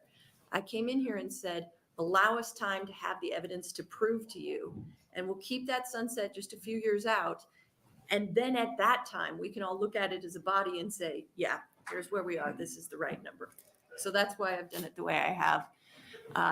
And I'd be happy to answer any questions. Thank you. Are there any questions from the committee? I got one question. So Yeah. by the time this sunsets, do you think childcare is going to go up? The cost of childcare? I think the cost of childcare is always going to go up. Yeah. That's That's one of my concerns, especially when minimum wage goes up. And so you're saying the cliff is going to be, it's right here, so we raised up here. I'm concerned like the top cliff is going to like way up here about 10, 3 years. We're back where we were. So I don't think that'll happen. And here's why. Because I think the cost of childcare will go up, but if you have a higher income, you're going to be paying a higher amount in that 7% that you pay. So you see what I'm saying? It's changing the incline of the amount that you pay too, as your income is going up. Sure. So I think that this is the right number to prevent that steep incline. The 130 clearly was not the right number. Then you get a real big cliff, and you hear people have said to me when I did this bill 2 years ago, they said in manufacturing, they cannot pay enough to people who start out at manufacturing or training because they don't know, are you going to work? Are you not going to work out? They can't pay them enough to start to pay their childcare. But then once they're there for 6 months, they work out, hey, you're actually great. We're going to promote you. Then they can pay it. So they get off of that. But they need to get people in to see if they can do it. So this is like imagining people who are starting out in their career or a new career or whatever it is like that, and giving them the opportunity to kind of get some momentum behind their career so that they can get in a place where they can pay for these childcare subsidies. And this gets people off of poverty, which is helpful in all of the kind of family support systems that we have that you all deal with that I don't even begin to know all about the depths that you go into that. But, you know, this helps them in general because what we're doing is we're helping them to get into a position where they can earn an income that supports their family. Okay. All right. Just making sure. No other questions from the committee? All right. Thank you very much. All right, that'll close our hearing for LB 35. And we'll move on now to LB 84 and welcome fellow HHS committee member, Senator Days.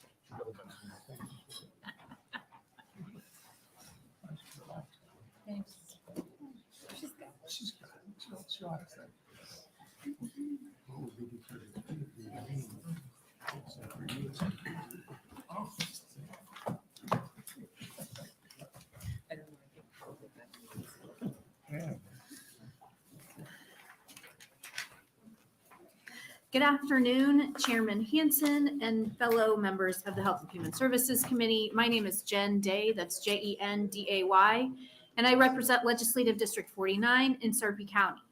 I'm here today to introduce LB 84. Food insecurity continues to be a challenge for many Nebraskans. Following a major spike in hunger related to the COVID-19 pandemic, many Nebraskans still struggle to put food on the table for themselves or their families today. Grocery store prices and inflation have hit 40-year highs while wages have not kept up in pace. In these times, our most effective program for addressing hunger in the nation is the Supplemental Nutrition Assistance Program, or SNAP, which was formerly known as food stamps. In 2021, Nebraska passed a law, LB 108 from Senator John McCollister, that changed eligibility requirements for SNAP. This change increased SNAP's gross income eligibility limit by moving it from 130% of the federal poverty level to 165% of the federal poverty level. The net income eligibility limit remained at 100% federal poverty level. In just 2 years, this change has supported an estimated 10,000 Nebraska households with food assistance and contributed millions to the Nebraska economy. The law passed in 2021 included a sunset provision that would end the change in September of this year. LB 84 strikes the sunset language from the law and makes this common sense change permanent. To qualify to receive SNAP benefits, households must meet a two-pronged income test. First, a household's gross income must be at or below 165% of the federal poverty level, which is $3,020 per month for a family of 3 or $38,000 per year. Then, a household's net income after deductions like childcare, healthcare, and housing costs must be at or below 100% of the federal poverty level, which is $1,919 per month for a family of 3, or $23,030 per year. Without passing these 2 income tests, among other things, families cannot receive food assistance through SNAP. One of the most important impacts of an increased SNAP gross income is that it addresses the SNAP cliff effect. The cliff effect happens when a SNAP household's earnings improve, for example, through a raise or more hours at work, and that change makes that household ineligible for SNAP benefits. For example, a worker in a SNAP household of 3 may be offered a raise at work of $1 per hour. That increase in income may push that household over the gross income threshold for SNAP by $20. Instead of stepping down that household's $200 SNAP benefits in proportion to new earnings, all benefits may be cut entirely. The best way to address the cliff effect is to increase the SNAP gross income limit.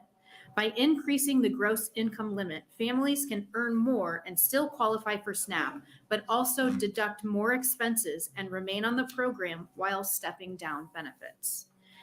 SNAP benefits are paid 100% by the federal government. SNAP administrative costs are split 50-50 with the state. Over the past 2 years, we've paid for our share of administrative costs with ARPA dollars specifically allocated for SNAP relief. According to the Legislative Fiscal Office, going forward, general funds would be required totaling around $1.2 million over the next 2 years.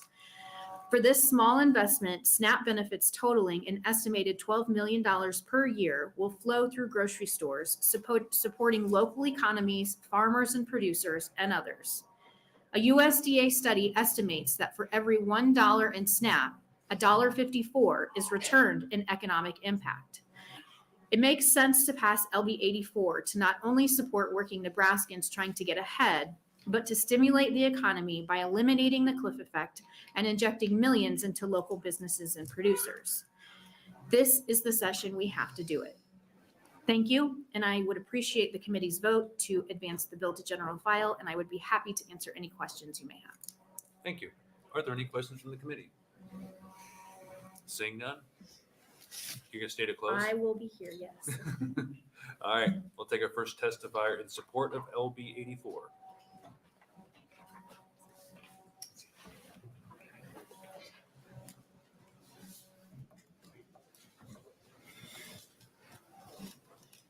Welcome. Good afternoon again, Chairman Hansen and members of the Health and Human Services Committee. My name is Rasna Sethi, that's RASNA SETHI, and I'm the policy analyst with Open Sky Policy Institute. I'm here to testify in support of LB 84 because the expansion of SNAP eligibility from 130% of the federal poverty level to 160%. This is, of course, the gross income limit and not the net income limit. Improve the quality of life for some of the hardest working Nebraskans, and keeping it at the higher threshold would continue to help lessen the cliff effect that occurs when raises and promotions push workers above the previous eligibility level. The loss of SNAP benefits and other support programs can quickly wipe out the increase in income from promotions and disincentivize Nebraskans from seeking or accepting raises and advancement opportunities. For example, if the threshold reverts back to 130% of the federal poverty level in Nebraska, a 43-cent raise could cause a $16 reduction in annual income for some parents working full-time and raising 2 kids. In order to make up for such a drastic loss of income, the parents will need to work an additional 24 hours a week. This is why the cliff effect is one amongst the greatest barriers to self-sufficiency for low-income families, as it contributes to pay raises being rejected, more hours being worked, and fewer people pursuing educational opportunities that may also result in an increase in income. Continuing the 165% eligibility for SNAP not only helps families, but also employers. who may face significant churn in low-paying positions because of the cliff effect, meaning that they may be perpetually recruiting, hiring, and training for same entry-level positions, according to the National Conference of State Legislatures, to the detriment of all. The workforce shortage is not filled.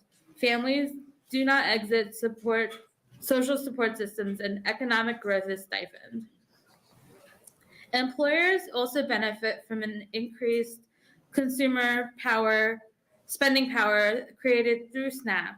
Studies show that for every $1 redeemed in benefits, local economies see $1.70 in economic growth during a recession. The economic boost comes at little cost to the state, an estimated $544,000 in fiscal year 24, according to the fiscal note on this bill, while federal government pays for the full cost of SNAP benefits and covers half the administration costs of the program. This is a significant value for money for the state of Nebraska, particularly in the context of the biennium's budget surplus. To examine the effects of a cut that SNAP would have on SNAP recipients, Open Sky Policy Institute, alongside Dr. Laurel Sarascani of the University of Nebraska Omaha and Voices for Children, conducted a qualitative research study on SNAP recipients most likely to be impacted by the change in eligibility levels. 4 themes emerged in our in-depth interviews systematically sampled and conducted: the effects of inflation, a struggle to survive amongst most participants, the impact of the cliff effect, and participants feeling the need to be more worthy of benefits.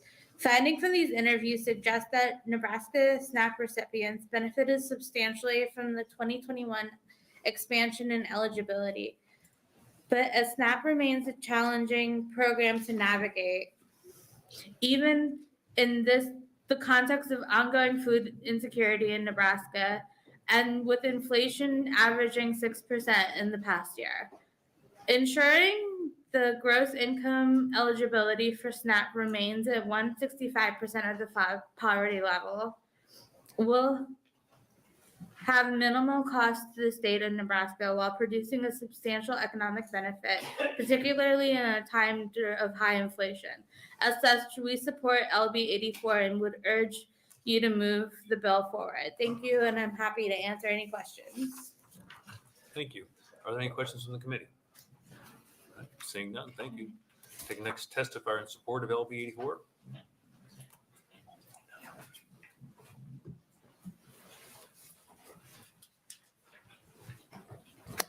Welcome. Thank you. Thank you, members of the Health and Human Services Committee. My name is Anahi Salazar, ANAHI-SALAZAR, and I am representing Voices for Children in Nebraska. One of the most basic building blocks for children to properly develop is consistent access to nutritious food. Families working hard to make ends meet should not have to choose between a promotion at work and feeding their family. Voices for Children in Nebraska supports LB 84, which eliminates the sunset on SNAP eligibility at 165 federal poverty level, because it will allow hardworking families to continue to feed their children as our country faces a potential recession. The Supplemental Nutrition Assistance Program, or SNAP, is one of the most effective anti-poverty programs in the nation. It provides nutrition assistance to low-income families and individuals and families through benefits that can be used to purchase food at grocery stores, farmers markets, and other places where groceries are sold. SNAP is a temporary support that helps families and children. The average length of time households are on SNAP benefits is 12 months. In 2020, SNAP moved about 7,176 Nebraska households above the poverty line of 100% federal poverty level, or FPL. In order for a family to be eligible for SNAP with the current eligibility rate of 165% of the FPL, a family of 3 needs to be making $3,418 a month, or $41,019 a year. In 2022, Nebraska had more than 73% of SNAP participants who were families with children, more than the national average. More than 30% of SNAP participants are families with members who are older adults or disabled. If the eligibility criteria were to decrease down to 130% FPL, around 4,500 or 4,500 households would lose coverage. Despite hard work, more and more Nebraska families are finding that their wages aren't keeping up with rising household expenses. Nebraska, as well as the country, are currently experiencing higher than normal cost of living adjustments. Inflation increased the pricing of food, and shrinkflation has made food not last as long. The average SNAP household benefit for 2023 would be $178 per household member per month. That amounts to about $5.84 per household member per day. Those few extra dollars can mean the difference between a child going to sleep at night fed and ready to take on the next day, or struggling to sleep with an empty belly. Addressing growing rates of food insecurity is critical to supporting families as they work to recover from the economic impact of the pandemic. We want to thank Senator Day for bringing this critical bill forward and the committee for considering this important matter. We respectfully urge you to advance LB 84, and I'm available for any questions. Thank you. Any questions? Seeing none, we appreciate your testimony. Thank you. Anyone else for LB 84? Welcome. Thank you.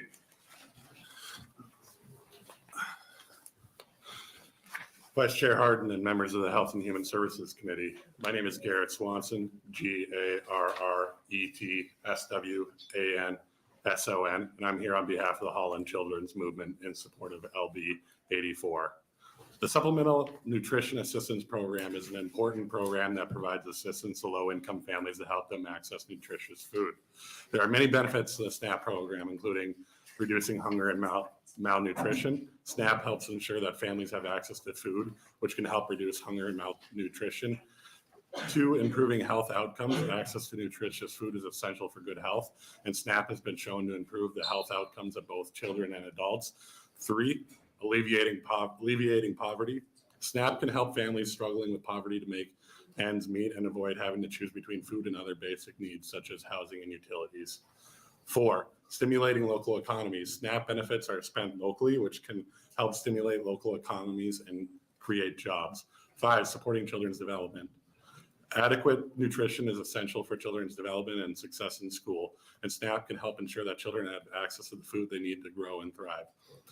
With rising inflation, it is critically important that the state continuously evaluate the impact of the SNAP program. Due to increased prices, families are more at risk for food insecurity and slipping into poverty.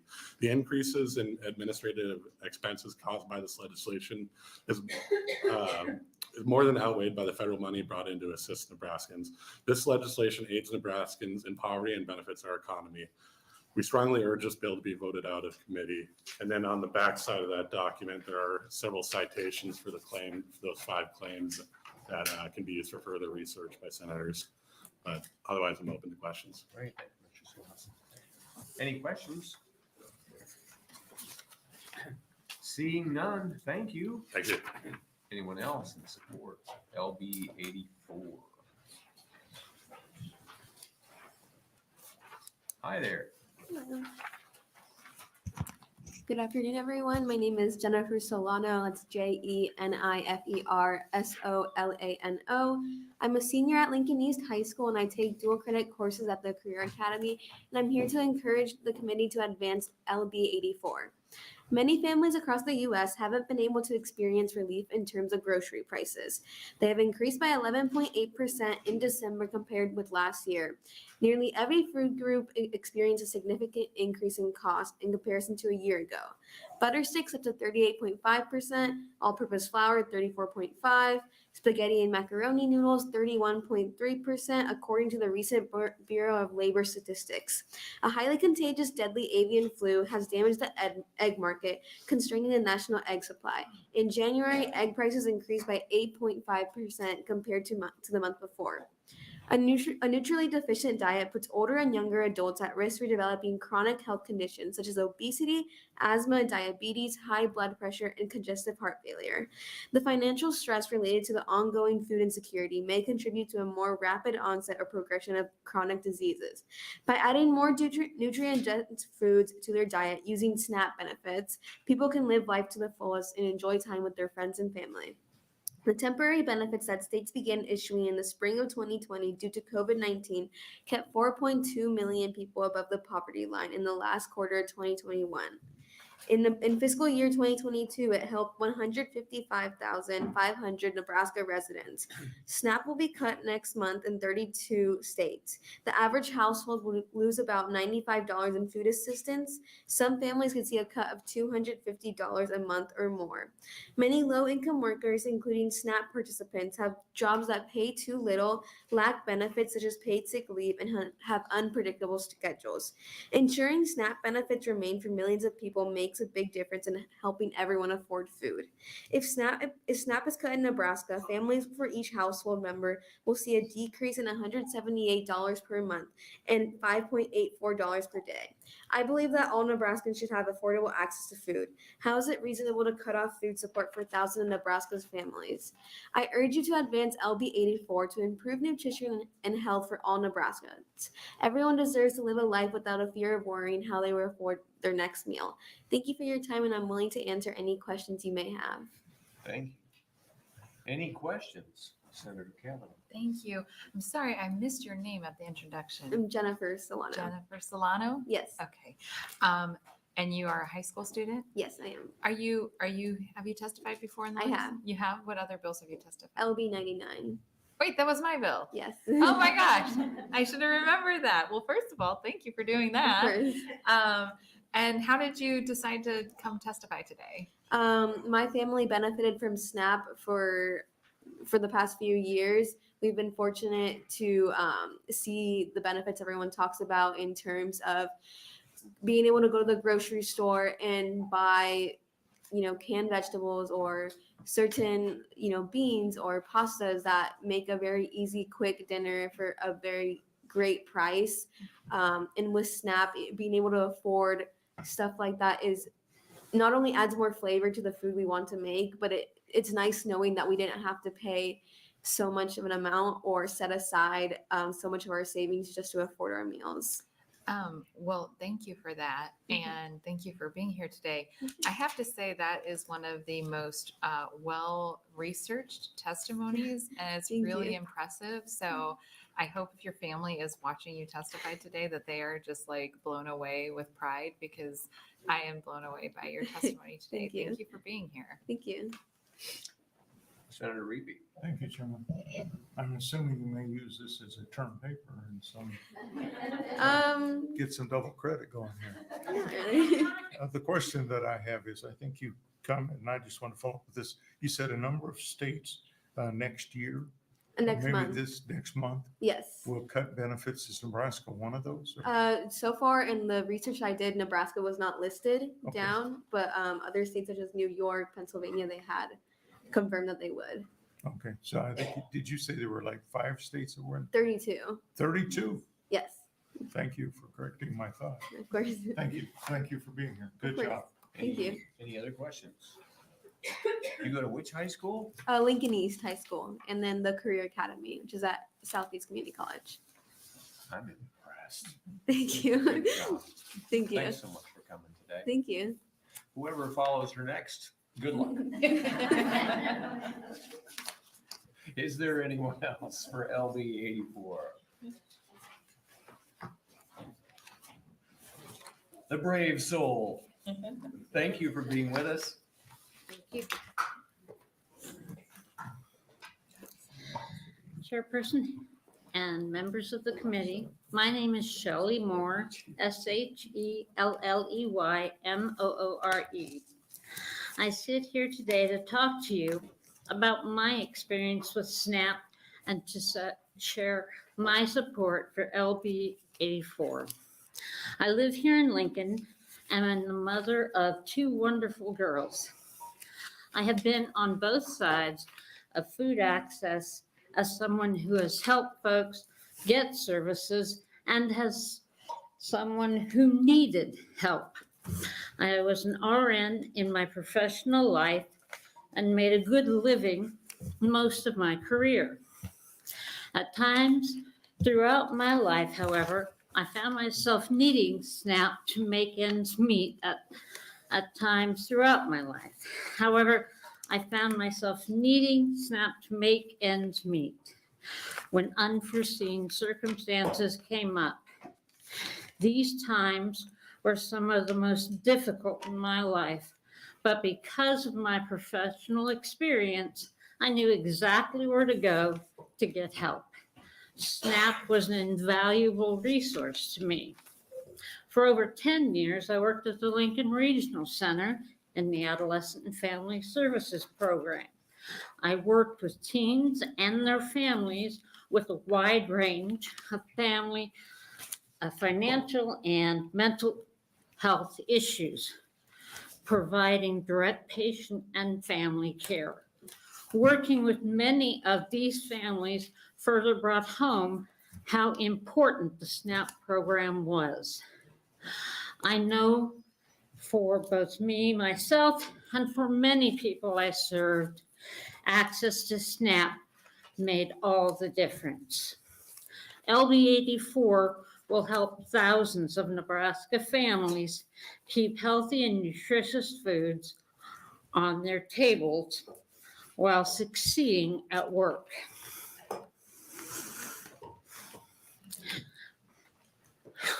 Food stamps are a very important resource for many people. I have met so many people through the years, mothers and fathers, who struggled desperately to provide a good life for their family. I've navigated the same challenges myself. I met parents at food pantries when I myself struggled to ensure I was providing my own daughters with nutritious foods. Pantries were a great resource, but nothing was as helpful as SNAP, especially with my daughter's dietary restrictions. Both of my daughters are 100% lactose intolerant, and one is also gluten and sucrose intolerant. Even a little exposure to these makes her violently ill. SNAP has been one of the few ways I have had the financial means to purchase sufficient food to meet their dietary needs. When I have lost SNAP at various periods in my life due to challenging income, I have had to scramble to find and try to make up and make sure my daughters have few foods that I can afford to meet their dietary restrictions. And it's extremely limited because there are very few foods I can afford that meet their dietary needs without SNAP. LB 84 will help Nebraskans cope as we all deal with the intensely skyrocketing prices of groceries. When girls were little, I was able to use SNAP. It was so helpful, I was able to get fresh fruits and veggies they needed. They were doing so well when I was giving them healthy foods and following their dietary restrictions. When I remarried, I lost my benefits. Years later, I got very sick and was hospitalized with pneumonia and sepsis. I lost my job. I was able to get SNAP for myself and my daughters at that time. After recovering, I got a new job, paid about $1,400 a month. At that time, I got SNAP for my daughters and myself. After recovering, I had the job and lost the benefits again. Took a year for me to get a new job that paid sufficient amount. That Forgive time. me, Ms. Moore, if I can encourage you to wrap up. So we've got a red light. Yep, I'm hurrying. I got a better job at a skilled nursing facility and was able to support my family. To wrap it up, Nebraskans need to be able to work, take an extra shift, get a promotion without having to worry about immediately losing their SNAP benefit. Nebraskans should not have to worry about earn 5, lose 20. in benefits.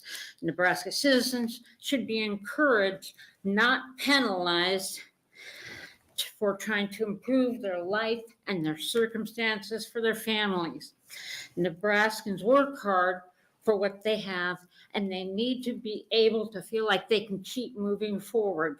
We cannot support or stand for a system that punishes those who are trying to improve their circumstances and future for their family. It's time to stop shaming those without. It's time to improve their station in life. It's time to stop making being poor feel like a criminal. It's time to stop shaming those without. LB 84 allows people to start that long climb with the support that they deserve. Thank you for your time. As someone who also struggles with being dairy-free and gluten-free, it's an interesting navigation through the grocery store. Yeah, it is. Any questions? Seeing none, thank you. Thank you.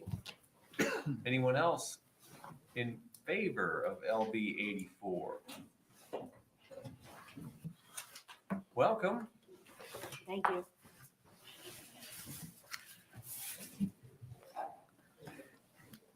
Chair Hansen and members of the Health and Human Services Committee.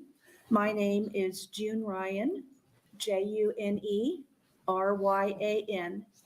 here testifying today in support of LB 84 on behalf of AARP Nebraska as a volunteer. In 2020, nearly 9.5 million adults aged 50 and older lack consistent access to enough food for an active, healthy life due to inadequate financial resources.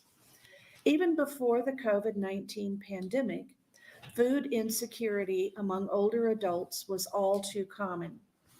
Food insecurity has significant negative impacts on older adults, particularly on their health.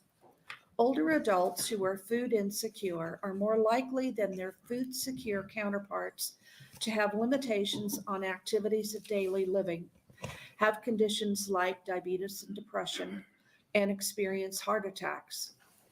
It is widely known that food insecurity can be detrimental for everyone, but as people age, food insecurity can have serious long-term effects. Older adults, 60 or older, who experience food insecurity are significantly more likely to be in poor health and to have limitations in activities of daily living. Food insecurity is associated with greater use of healthcare services, increased office visits, longer overnight hospital stays, and more emergency room visits. Inflation and rising food prices are stretching household budgets in ways that make it harder to put food on the table, much of which older workers and retirees living on a fixed income already know too well.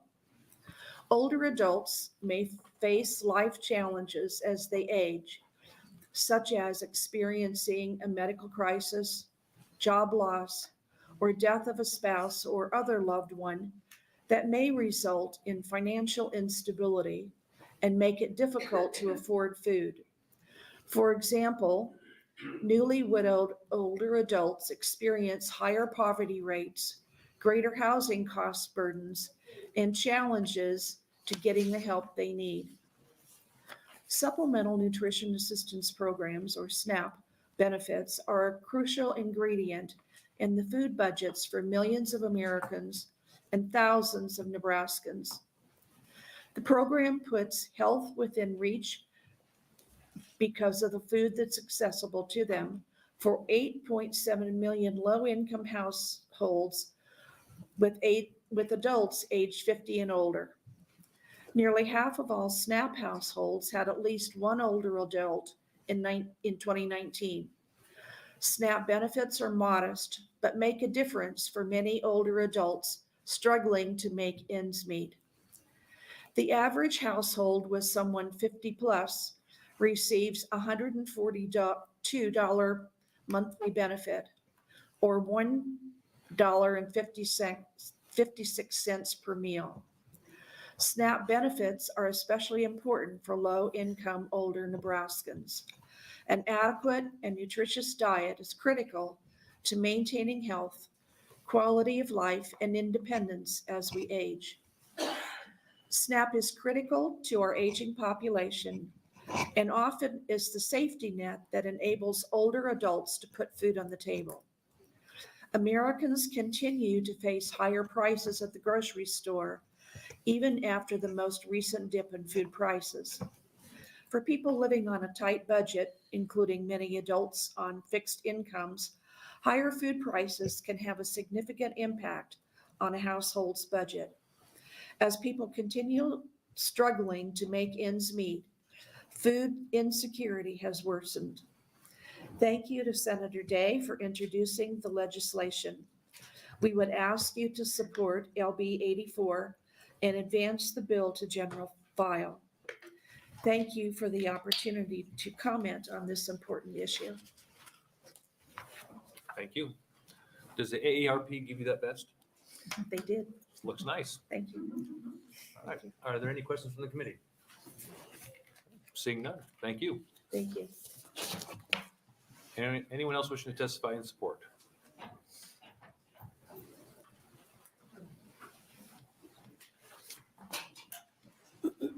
Oh, hello again. Welcome. I'm still Tina Rockenbach, TINAROCKENBACH, and I'm still the Executive Director for Community Action of Nebraska, the state association serving all of 9 community action agencies in support of LB 84. Community Action's mission each day is to help people help themselves towards economic stability. Our agencies serve every county in Nebraska, and when someone comes to one of our agencies seeking assistance, our case managers provide a full wraparound intake. While there may be one specific need that brings them through our doors, our case managers do a full assessment of their situation. Part of that process is assisting those eligible to apply for SNAP benefits. The fact sheet that's being distributed is a graphic representation of several service organizations currently addressing food security, including Community Action. You can see the steady increase in food pantry visits and distribution, and additionally, final 2022 numbers are significantly higher than pre-pandemic levels, with distributions at 1.7 times higher than pre-COVID. Community action agencies alone distributed over 1.2 million pounds of food across our 47 pantry locations. Prior to the pandemic, and I need to make a small correction, we were approximately distributing 730,000 pounds of food. Also in 2022, our agencies served 19,400 households across the 93 counties who were facing hardships. More than 15,000 of those were residents of the rural balance of state. Over 14,000 of those rural households were at 175% of federal poverty level or lower, which is about 92% of the rural households we served. This is an accurate representation of the economic hardship we are seeing in our rural populations. In rural parts of the state, the 12% increase in food prices is not the only factor contributing to the negative economic impact. Many rural residents must commute for a variety of reasons: work, school, purchasing groceries or supplies, and all of these costs come into play while also factoring in increasing costs in housing and utilities. What often gets overlooked are our senior populations, as you just heard. Their situations are compounded by fixed incomes, mobility challenges, and even lack of family to ensure that those basic needs are continuing to be met. In fact, more than 70% of our clients we serve have some sort of a full-time income, and amongst that 70%, approximately half of those are seniors on fixed incomes. All of our agencies are deploying food programs for seniors to help filling their needs as best as we can. And many times, as you've heard today, we tend to over-quantify these situations with numbers, graphs, comparisons, and we forget to take a moment to look at the human factor. And so I'd like to take a second to just put that in perspective with my own experience. My husband and I reside in Crete. We are both full-time employed. We both have college educations and we're paid well. This comes in handy when we're raising 3 growing athletic boys that range in age from 11 to 21. 1 year ago, a normal 2-week grocery trip for us was around $225 at our local Walmart. Now that same grocery chip costs us $380 to $400. Fortunately, we are in a position where we can adjust our dispensable income, accommodate for changes, while also accommodating for my increased gas expense to commute to work, go to our son's activities, pay for their activities, and also increases in utility rates. However, I often wonder what would happen if one of us lost our job. First, we would absolutely find any job to bring in any income.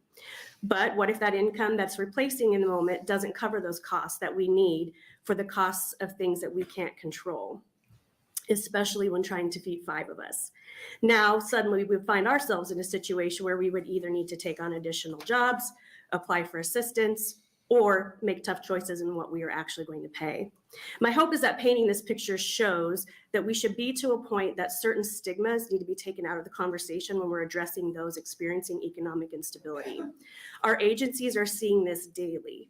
While we have many resources, we can't serve everyone at the capacity they need. And if SNAP eligibility is lowered back to 130%, this would create a significantly higher burden to our agencies, as well as our partner organizations that are here today.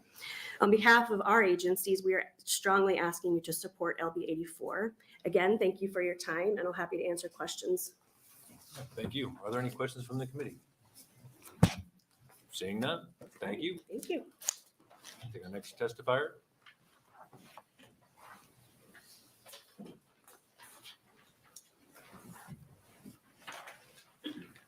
Welcome.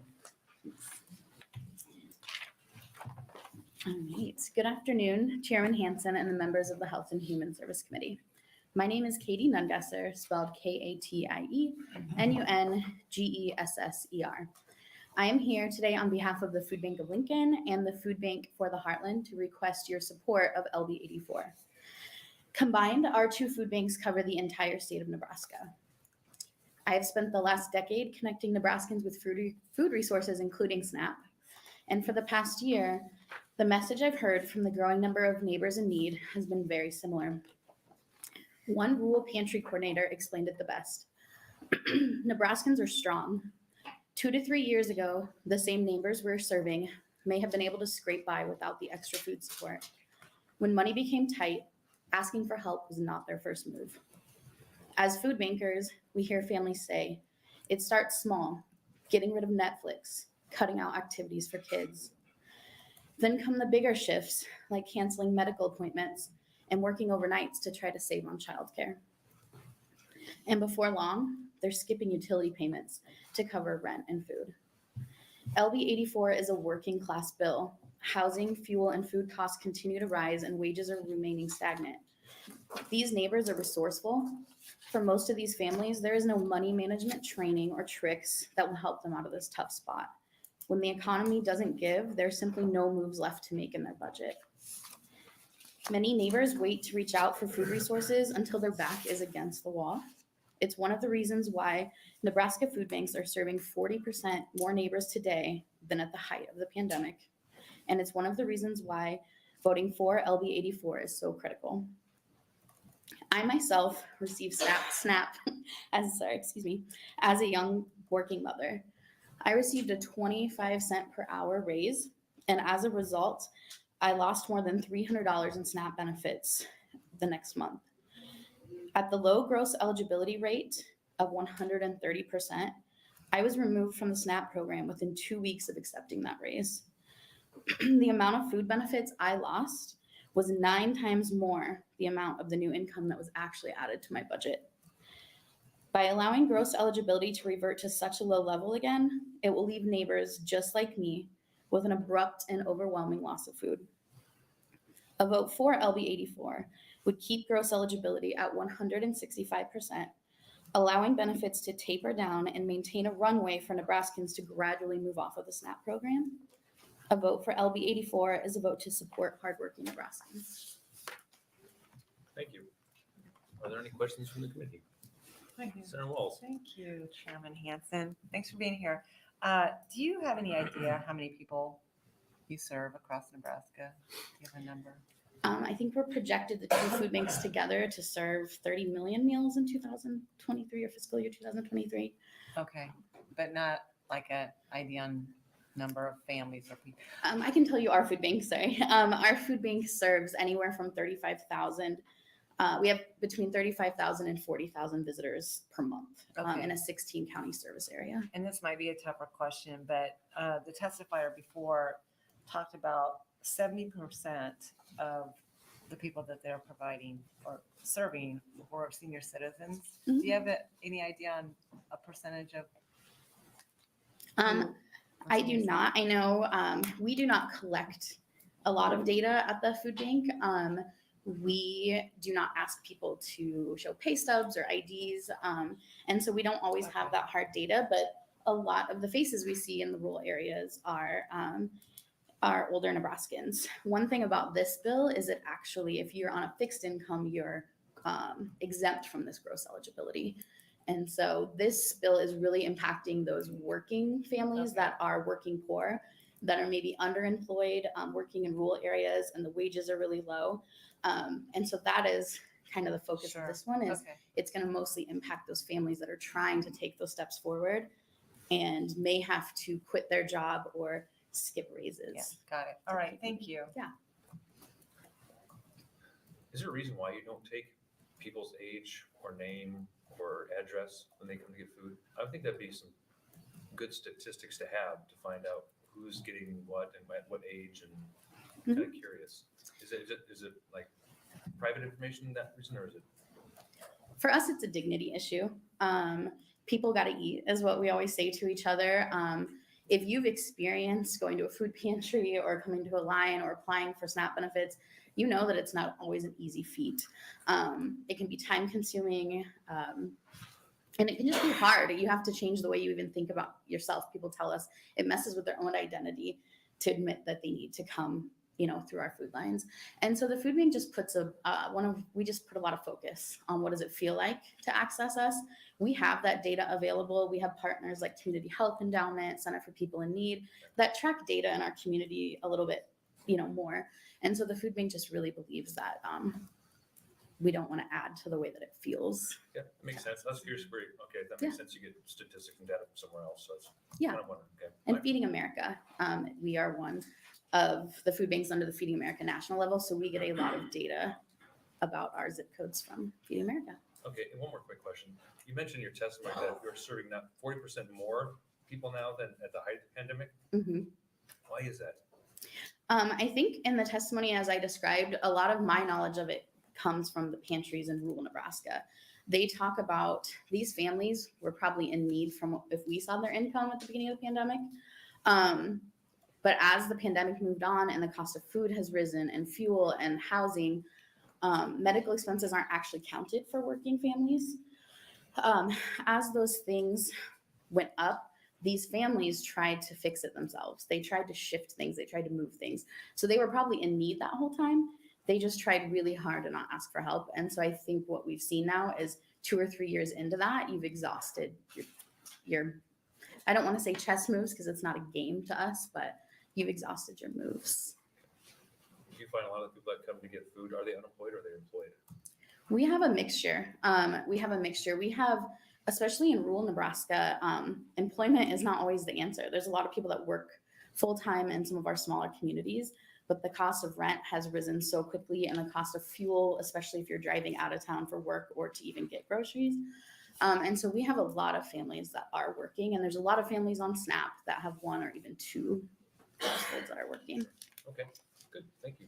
Senator Walls. Oh gosh, you didn't even look at me, you just peripheral vision. It freaked me out. I just thought of another question because I'd heard, is there enough food? Do you have enough food to feed the people that you need to feed? The food bank will make it work. We do have enough food right now. What our fear is as our numbers, like we said, are 40% higher than at the height of the pandemic, is if programs like this continue to take hits, it gets dire. People will leave with food, but the quality of the food, the healthy part of the food, right now we put a focus to try to get that healthy food access, but that costs more money. And we know that these families need that because in the end, it's still going to cost that county or that state. So it's just really important to us that no more of these food programs get cut back. so that we can not just provide food to every family, but provide quality food and healthy foods and foods that are culturally affirming and meet their health needs when we can. All right, thank you. All right, seeing no more questions, thank you. Thanks. Is there anybody else who wishes to come testify in support?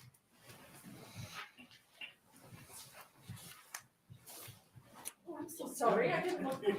I'll go next. Sorry. This is when you joust for it. Welcome. Thank you. Good afternoon, Chairman Hansen and members of the Health and Human Services Committee. My name is Derek Connard, spelled DERRIKCONARD, and I'm testifying on behalf of the Center for Rural Affairs. As a resident of Scottsbluff County, I've seen the firsthand benefits of the Supplemental Nutrition Assistance Program has for my neighbors and their families and my family. 68% of the population in our county qualify for the Supplemental Nutrition Assistance Program under the gross income eligibility limits that are currently in place. Eligibility in Garden County is even higher at 77%. Lincoln County's rate is 61%, while Sheridan and Keith counties are at 69% and 61% respectively. In comparison, 59% of the residents living in Douglas County qualify for SNAP benefits. In 2021, more than 157,000 Nebraskans received SNAP benefits. 72% were part of a family with children, and while 30% were in households with seniors or people with disabilities. In an economy where food prices continue to increase, rural Nebraskans are feeling the pressure. In October of 2022, Nebraska saw an increase in dairy prices of 15.5%, an increase of 8% for meat, poultry, fish, and eggs, and 15.9% increase in cereal. These price increases are especially damaging to rural residents who tend to face higher poverty, unemployment, and food insecurity compared to those living in urban areas. SNAP is an economic driver in rural communities like mine, as you've heard. Every household enrolled in SNAP results in additional federal dollars brought into the state to address food insecurity. Economists estimate that for every $1 of these dollars spent, about $1.70 in economic activity is generated. That money can help a small town grocery store keep its doors open, and in doing so, support what may be the only place to buy fresh food for miles. SNAP is an effective safeguard against hunger and provides working families, disabled people, and members of the elderly population reliable access to food. When households cannot put food on the table, they often struggle with other life's needs, such as health, housing, utility bills, education, and keeping jobs. In rural community, this diminished quality of life can quickly affect the lives of others. Please consider making the 165% gross income eligibility level permanent to allow families and workers in rural Nebraska the stable food security they need to pursue better work and a better quality of life. Thank you, Chairman. Thanks for coming. Thank you. Have you testified before yet? I have not. It's your first time? Yes, sir. From Lyons? No. Okay, at the Center Rural Affairs. I don't know if you might be up in that area. So The center's up in Lyons. I'm Yeah. based out of Scottsbluff. Okay, gotcha. Yep. So, okay. Any questions from the committee? See, you got one here. Seeing no questions from the committee, thank you for coming to testify. Thank you. All right. Anybody else wishing to testify in support?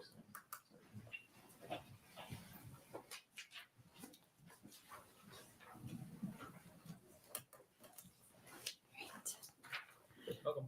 Thank you. Thank you, Chairman Hansen and members of the Health and Human Services Committee. My name is Ansley Fellers, and I'm testifying today on behalf of the Nebraska Grocery Industry Association, the Nebraska Hospitality Association, the Nebraska Retail Federation, in support of Senator Day's LB 84. Our associations engage in this issue in part because the employers we represent have employees turn down more hours or promotions because the increase in earnings puts their SNAP benefits at risk. The cliff effect has come up more than once here. I'm not going to harp on it. But it's difficult to overemphasize the challenge that is the current labor market. We should not worsen this problem or discourage individuals becoming self-sufficient through employment by triggering an even more aggressive and arbitrary termination of benefits. While the cliff effect will not be truly eliminated by the passage of this bill, the cliff becomes a smaller, more manageable step. Additionally, the SNAP program, while seemingly costly, is efficient. For every one meal provided at the food bank, the SNAP program provides 9. Most households redeem their monthly SNAP benefits quickly, And according to a 2019 study referenced by Senator Day, the GDP multiplier for SNAP is 1.5, meaning every SNAP dollar spent increases GDP by $1.50. Participation and cost also ebb and flow with the economy. In upturns, participation and costs go down. We can show you that. And during downturns, they go up. We also continue to see innovative ideas and new solutions in SNAP, including ways to encourage fresh food purchases and helping families who qualify for free and reduced school lunch with summer meals. I actually wanted to mention really quickly to Senator Reepe's question, Nebraska was one of the states who ended pandemic era benefits last year. So this month, now that the pandemic is being declared over, the other 32 states will be ending their pandemic era benefits, but the federal government used those pandemic benefits to pay for a summer EBT program, which we think was really a good idea and novel. Many SNAP dollars are spent in larger stores. The majority of SNAP authorized retailers, however, about 80% of them are locally owned businesses, including grocery and convenience stores, butcher shops, and bakeries. For these small businesses and our rural grocers, SNAP purchases can account for 10% or more of total sales. By maintaining the gross income limit of 165% of the federal poverty level, LB 84 would allow employees to grow their income to a more reasonable level before losing SNAP benefits. The state should be rewarding work, not punishing modest increases in income with losses of SNAP benefits. We ask the committee to advance LB 84, and with that, I'd be happy to answer any questions.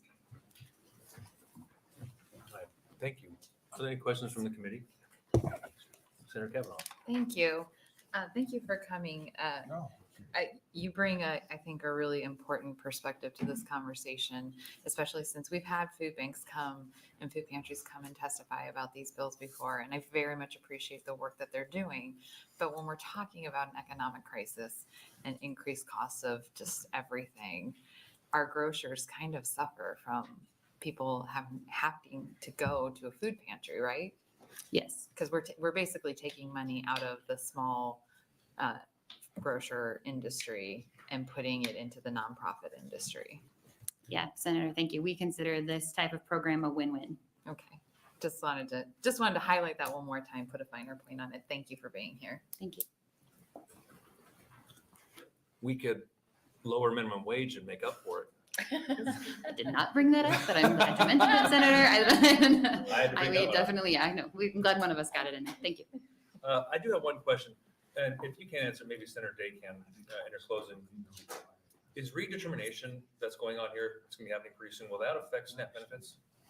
Redetermination? So when you have to go for redetermination since the pandemic is ending, the state's going to go through all the people on Medicaid. I don't know if that's So SNAP. so to see if there they're still is- eligible. So there is the pandemic, that what we call PEBT, pandemic EBT, is going away, did actually go away. The pandemic is technically not probably going to end until May, but in order to pay at the CR that passed at the federal level last year, the federal government ended that PEBT, that kind of excess. So what you heard from a testifier earlier was that some folks are actually going to lose benefits. And that's true in those 32 states that didn't end that PEBT outlay previously. Nebraska already had. So we are several months out of, nobody in Nebraska is going to lose their benefits this month. But that PEBT program in general is going away with the ending of the pandemic. But that money is being used to fund summer EBT, which is a really great program that helps kids who otherwise qualify for free and reduced lunch during the year, helps those families pay for summer meals. Okay. I didn't know if they were linked up. So the EBT and the Medicare are separate because we haven't done redetermination on Medicaid at all. We're starting that in April because the pandemic's ending in March. Yeah, there So might be. We're starting in April, and then they're expecting some around 10 to 20% of people losing Medicaid benefits because they're just not eligible anymore because their income is too high, et cetera. I just didn't know if that was tied with food stamps or SNAP, excuse me. Nope, I think that's separate, but someone behind me could probably speak to Just curious. that, just in case. Yeah, all right. Any other questions from the committee? Seeing none. Thank you. Thank you. Anybody else who testify in support?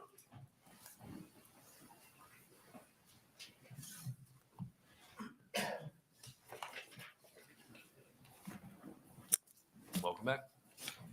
Glad to be back. In the short chair.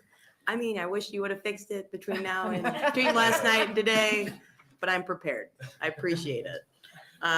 Your concern, at least. Chairperson Hanson, members of the Health and Human Services Committee. My name is Erin Feichtinger, ERINFEICHTINGER.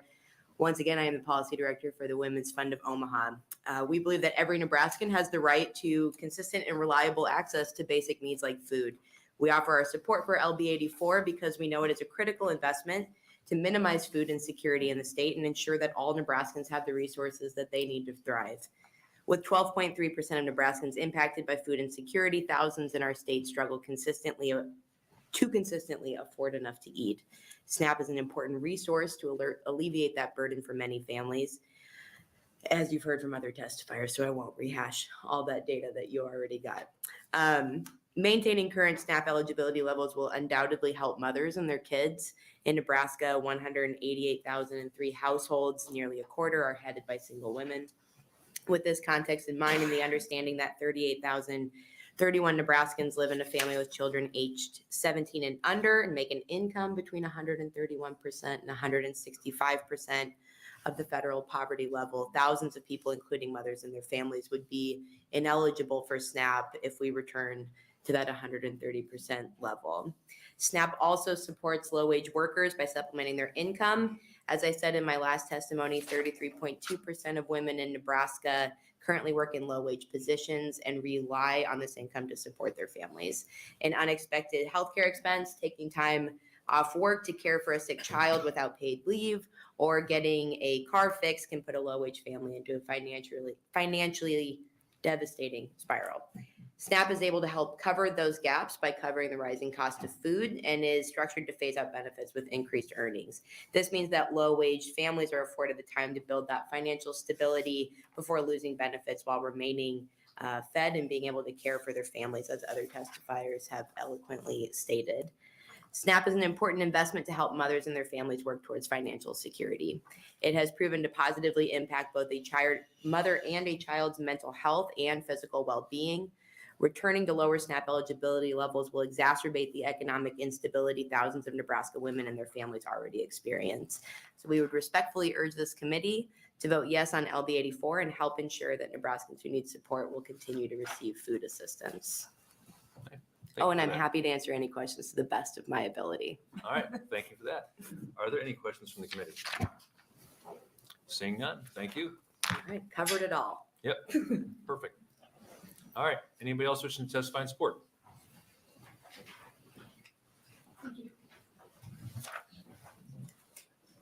Welcome. Thank you. Hi, I'm Cindy Maxwell Ostig. That's CINDYMAXWELL-OSTDIEK. And I want to thank you, Chairperson Hansen and members of the Health and Human Services Committee, for holding this hearing open today for all who wish to come and testify.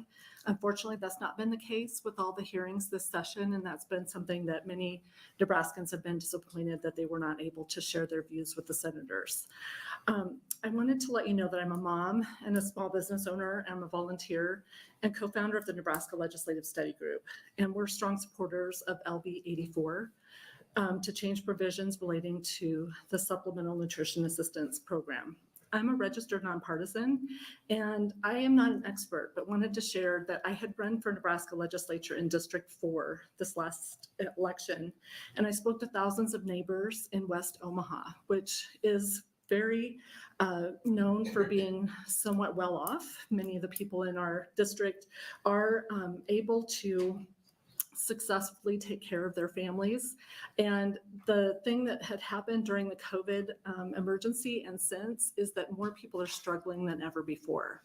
And I wanted to share their stories. I keep their stories on my heart, and there were many families, and one in particular that I just really wanted to tell you about.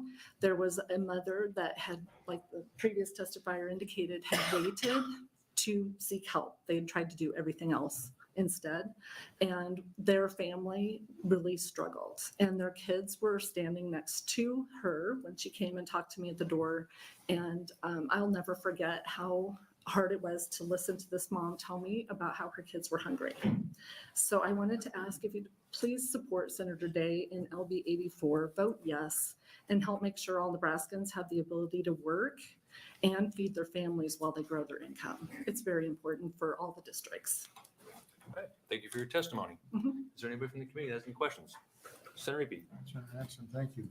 If I recollect, you happen to reside in the richest legislative district in the entire state of Nebraska. I didn't know we were. Yes, I think you are.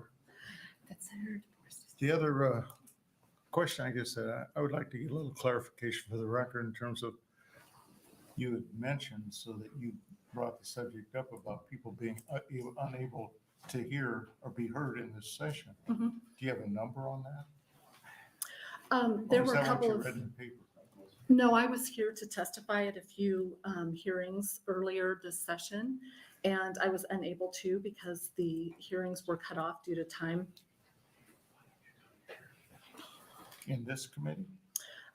Yes, there were 2 hearings in HHS, one for LB 626, one for LB 754.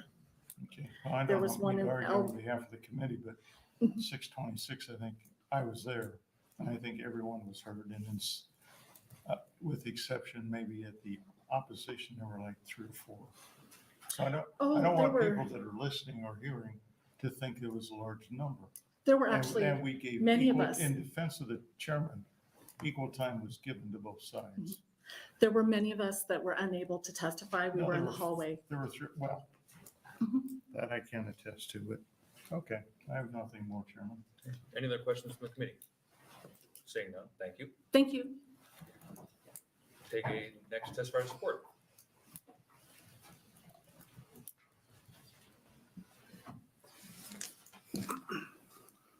Welcome. Good afternoon, Chairman Hansen and members of the Health and Human Services Committee. My name is Tom Venzor, Tomvenzor. I'm the Executive Director of the Nebraska Catholic Conference. Access to food cannot be reduced to a purely economic question, even if economic and financial considerations are prudent for thoughtful public policy deliberations. While we may not often think about food in moral terms, provision of food is indeed a moral issue. As the U.S. Conference of Catholic Bishops have noted, food sustains life itself. It is not just another product. Providing food for all is a gospel imperative and not just another policy choice. This gospel imperative to provide food for the hungry, as we hear in the 25th chapter of the Gospel of St. Matthew, is ultimately rooted in the dignity of the human person. Again, to draw from the U.S. bishops' teaching on food access, the dignity of every person must always be respected because each person is a precious child of God. In light of our commitment to the right to life of every person, we believe all people also have basic rights to material and spiritual support, including the right to food, which are required to sustain life and to live a truly human existence. This clear commitment to the dignity and value of every human life must be reflected both in individual choices and actions in the policies and structure of society. The imperative of meeting the needs of the hungry, of course, is a responsibility that falls not only to each and every one of us as individuals, but it is also a responsibility for other forms of community and society, such as the family, religious organizations, private associations, and governmental entities. Each of these cells of society play a complementary yet unique role in addressing what Pope Francis has called the scandal of hunger. Being confronted by this scandal should challenge our personal and social conscience in order to achieve a just and lasting solution to hunger. LB 84 is a step in the right direction for addressing the food security needs of Nebraska's low-income populations. Through retaining the gross income eligibility, LB 84 helps to reduce the cliff effect, which refers to the sudden and often unexpected decrease in public benefits that can occur with a small increase in earnings. This cliff effect can create an anchor into rather than a ladder out of poverty. By reducing the cliff effect, LB 84 creates a culture of opportunity. This culture of opportunity is not only a culture of opportunity to access needed food assistance, but also a culture of opportunity that helps families arrive at economic self-sufficiency and a greater sense of accomplishment. Of course, the people of God who make up the Catholic Church in Nebraska will continue to do their part to meet the needs of the poor. Catholic Social Services of Southern Nebraska, the charitable outreach arm of the Diocese of Lincoln, last year provided 306 tons of food given to the hungry of Southern Nebraska. This includes everything from food pantry services to providing sack lunches to the homeless and the hungry, to providing full Thanksgiving and Christmas dinners to hundreds of families in need. Catholic Charities of Omaha, the charitable outreach arm of the Archdiocese of Omaha, last year distributed 2.1 million pounds of food to nearly 300,000 people throughout their food pantries and a mobile food pantry and homebound food delivery programs. The point is not to boast of the church's efforts, but to underscore one last public policy consideration argument for your consideration. The U.S. bishops calculate that all the food that churches and charities provide to hungry people is only about 6% of what is provided by federal government nutrition programs. The Catholic Church, among so many others, is doing what we can to address the scandal of hunger in our communities, but more action is needed to combat hunger in Nebraska. The action must come not only from private individuals acting out of their own charity and selfless generosity, but it must also come from broader societal action such as public policy. For these reasons, we respectfully request that you advance LB 84 to general file. Thank you for your time and consideration, and happy to take any questions. All right, thank you for that. Are there any questions from the committee? Seeing none, thank you. Thank you. Anybody else in support?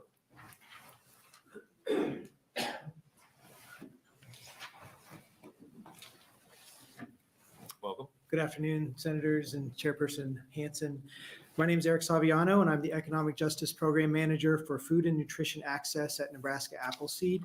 We're a nonprofit, nonpartisan law and policy organization that fights for justice and opportunity for all Nebraskans. And I'm here today to testify in support of LB 84. I'll be very brief if I can. Specifically, I wanted to respond to Senator Hansen's question about how the Medicaid redetermination relates to SNAP, and it does not. It does overlap in times because of the low-income families on both programs at times. So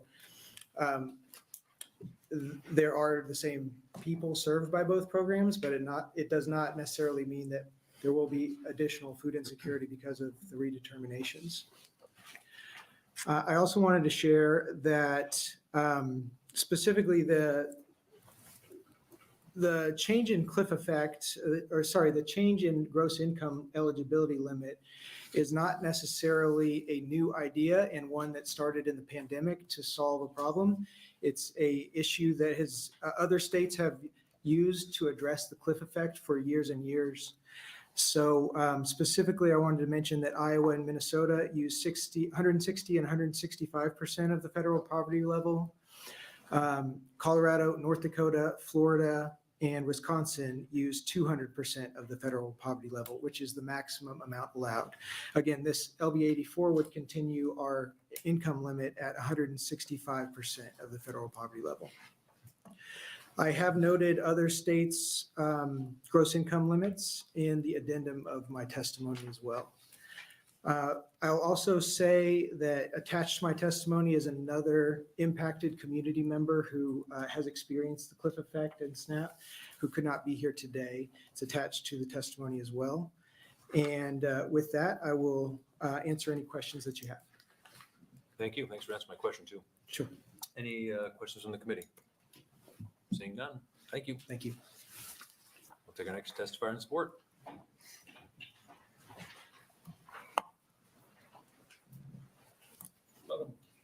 Hello.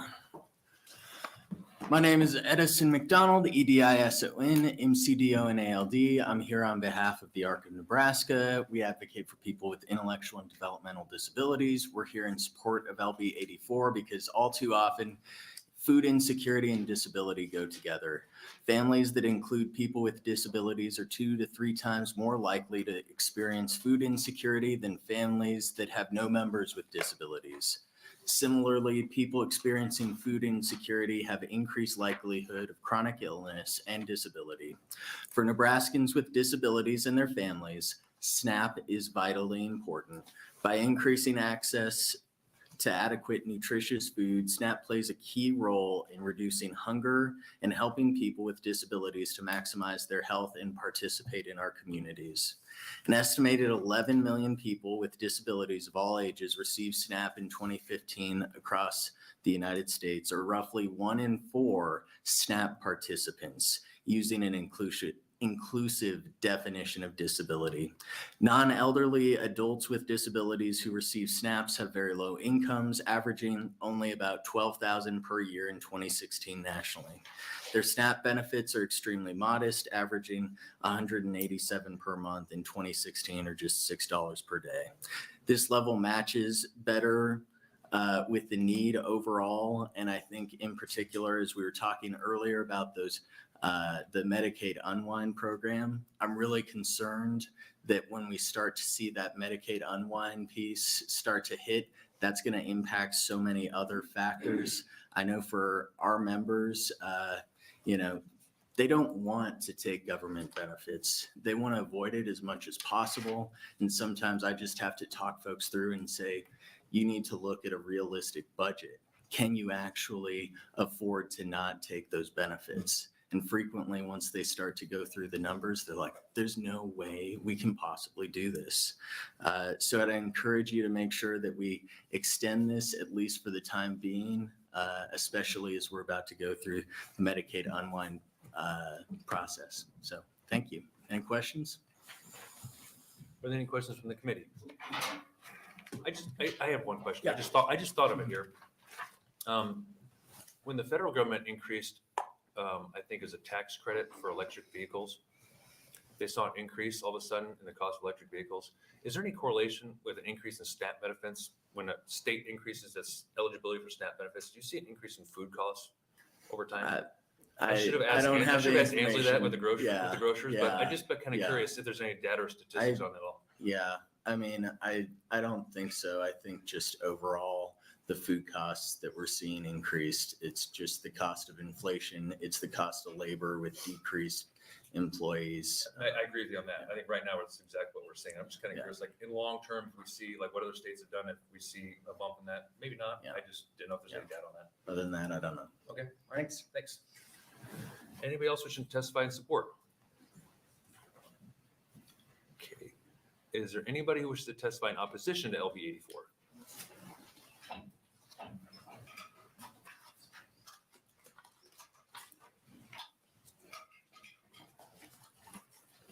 Welcome. Good afternoon, Chairman Hansen and members of the Health and Human Services Committee. My name is Steve Green, STEVEGREENE, and I am with the Opportunity Solutions Project, which is a nonpartisan nonprofit organization. Before I get too far, you have my testimony in front of you. You can look at it. I'm glad to see some of you all again. I just want to say that these are important conversations, and the opposition to LB 84 is not out of an intent because we don't think people who are especially vulnerable need assistance, or that this is about taking away benefits for the truly needy. What this is there's just an overall concern that I'll point out. You have my testimony in front of you, is that it will make a permanent cut or fix at 160% FPL on the gross income standard for food stamps. It doesn't change, and nor did it change the net income standard for SNAP, which I think is reflective in some of the fiscal note analysts. About 25% of the people that actually applied for these benefits are actually finding themselves eligible. And so you see a pretty substantial fiscal note, or relatively fiscal note. We could have a lot of conversations on different incomes and the cost of food prices. Those are all really important discussions. A lot of people, a lot of individuals or families are struggling to afford food prices, but where we really think that we could be using our resources and the time, especially in programs that already work, is really just this fundamental idea of helping people propel out of poverty through work. We talked about the human dignity of access to food, which is an important feature. And I would also say that work itself is, by virtue of a really important part of who we are in expressing our human dignity. And so instead of expanding welfare and this food benefits to sort of this permanent increase on the net income or gross income, Nebraska should stick, we believe, with the federal income and asset test and reserve food stamps for the truly needy. Specifically, Nebraska should use the federal income standard of food stamp eligibility, reserving the program for individuals at or below 130% FPL, while continuing to offer work and training services to help low-income families and individuals obtain jobs that will help them climb out of poverty. To its credit, and this is important to point out, Nebraska is doing good work in this area. You all have a SNAP employment and training program that the Department of Health and Human Services utilizes. It's called the SNAP Next Step program. And what that program does is it comes along with families or individuals that are receiving food stamps, and it's only in certain parts of the state. And if it was up to me, the policy recommendation was continue to expand SNAP Next Step across the state of Nebraska. but they work with the recipients to say, do a skills assessment, soft skills development, vocational training. They can also pay for, in some instances, tuition assistance. And what we would say is that's really the secret sauce. If you're going to make a consideration in this area of SNAP, it would be expanding that program and the use of that program through state dollars. And then there's also a federal match with that as well. So rather than expending state resources to hire the additional staff to process the SNAP applications that the fiscal notes both call out, and I know there's sometimes questions about fiscal notes in committee, and that's fair. Nebraska could use state dollars to further invest in their SNAP Next Step program by expanding this program into additional counties. In addition, Nebraska could also further build on the success of the SNAP Next Step program by making the policy consideration of requiring able-bodied adults 18 to 49 without dependents to participate in the SNAP Next Step program. I think this would beef up an existing program that already exists to help adults land a career, a trajectory that they always hope for. These are the kinds of reforms that I believe we should focus on. We believe in the transformative power of work. Not that it just increases a person and family's income, but in terms of providing meaning and purpose. And it's important for building up families and communities. So for these reasons, we do oppose LB 84. I appreciate the time and happy to answer any questions you may have. Thank you. Any questions from the committee? Senator Kavanaugh. Thank you. Thanks for being here. I'm not familiar with your organization. You said you're a nonprofit organization. Yep. So we are based out of Tallahassee, Florida. So what work do you do in Nebraska? So I'm work here in Nebraska on behalf of Opportunity Solutions Project. I live in Kansas now, but currently lived in Nebraska for a handful of years. So what is the work that Opportunity Solutions Project does in Nebraska as a nonprofit? So essentially, we monitor or advocate for bills, just like the one that you have before you today for consideration, that will do anything that will help strengthen I just asked because work it's programs. to help more people achieve the American dream. So Yeah. that's fine. That was my curiosity. That's fair. My question to some of the more substance of your statements. So you said here nationally, we've seen workforce participation go down and food stamp or supplemental SNAP, and Medicaid enrollment has gone up. You were in here earlier for the Correct. previous bill. Yeah. So you're probably going to know where I'm going with some of this. We spent a long time and had a robust, and as Senator DeBoer said, a vast conversation on her bill. But we have a severe workforce shortage in Nebraska, and our SNAP program has work requirements. Basically, you can be unemployed for 3 months, and that's just to help somebody who loses a job have access to food while they're searching for a job. So how does this, I'm struggling to understand what your opposition is. The opposition, and I appreciate the question, I really do. So it's substantively, the legislature would be making a permanent fix to something that it could be argued appropriately made during the COVID pandemic, in which you did see an especially enormous amount of people that were unemployed or unable to work because of school closures, business closures, and whatnot. And so there was obviously a sunset that was attached to that.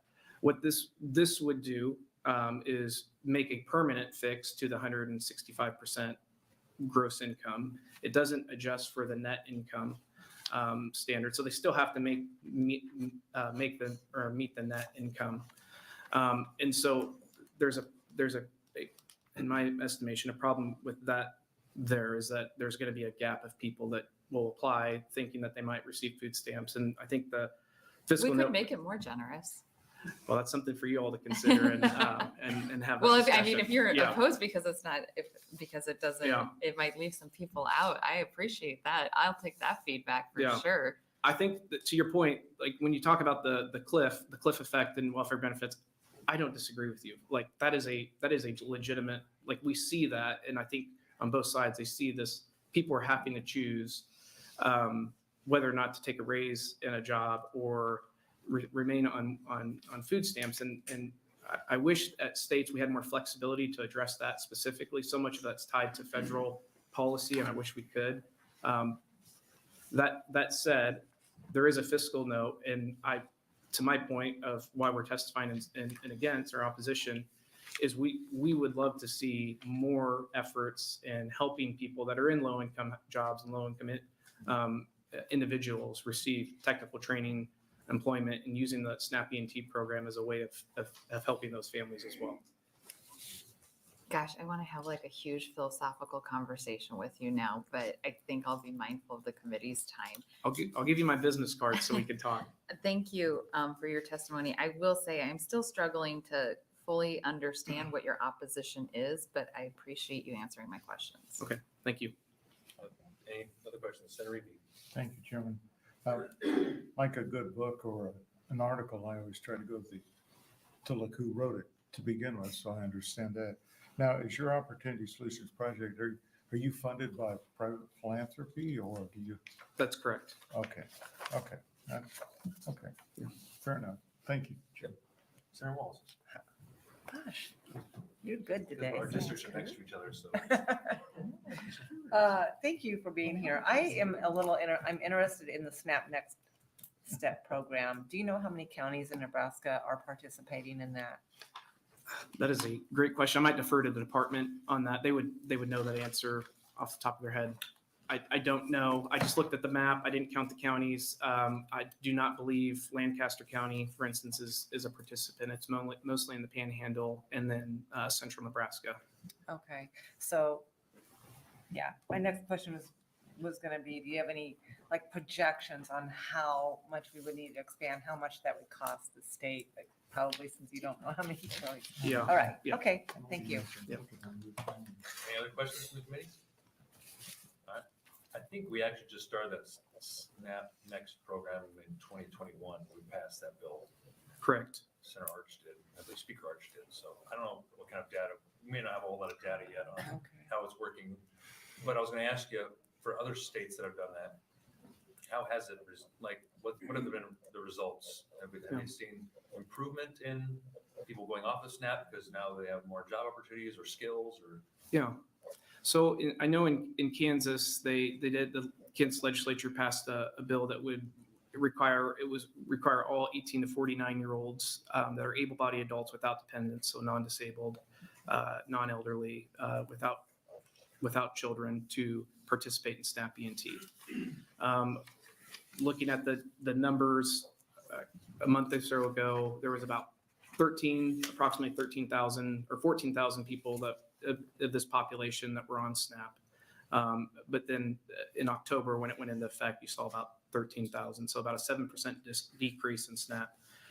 In large part, in what the Department for Children and Families, who runs the SNAP program, also saw is they have been tracking wages on these recipients that are now going into the market. And not substantive, but they are seeing around $1 an hour wage increase in the amount of individuals that are in this program, going up after they participated in the program versus when they entered the program. And that was just within the first month. So the thought is, as they get technical training, as they get welding or HVAC training, whatever sort of barriers to work that they might have that we can help assist in, that's ultimately going to help them get a higher paying job. Okay.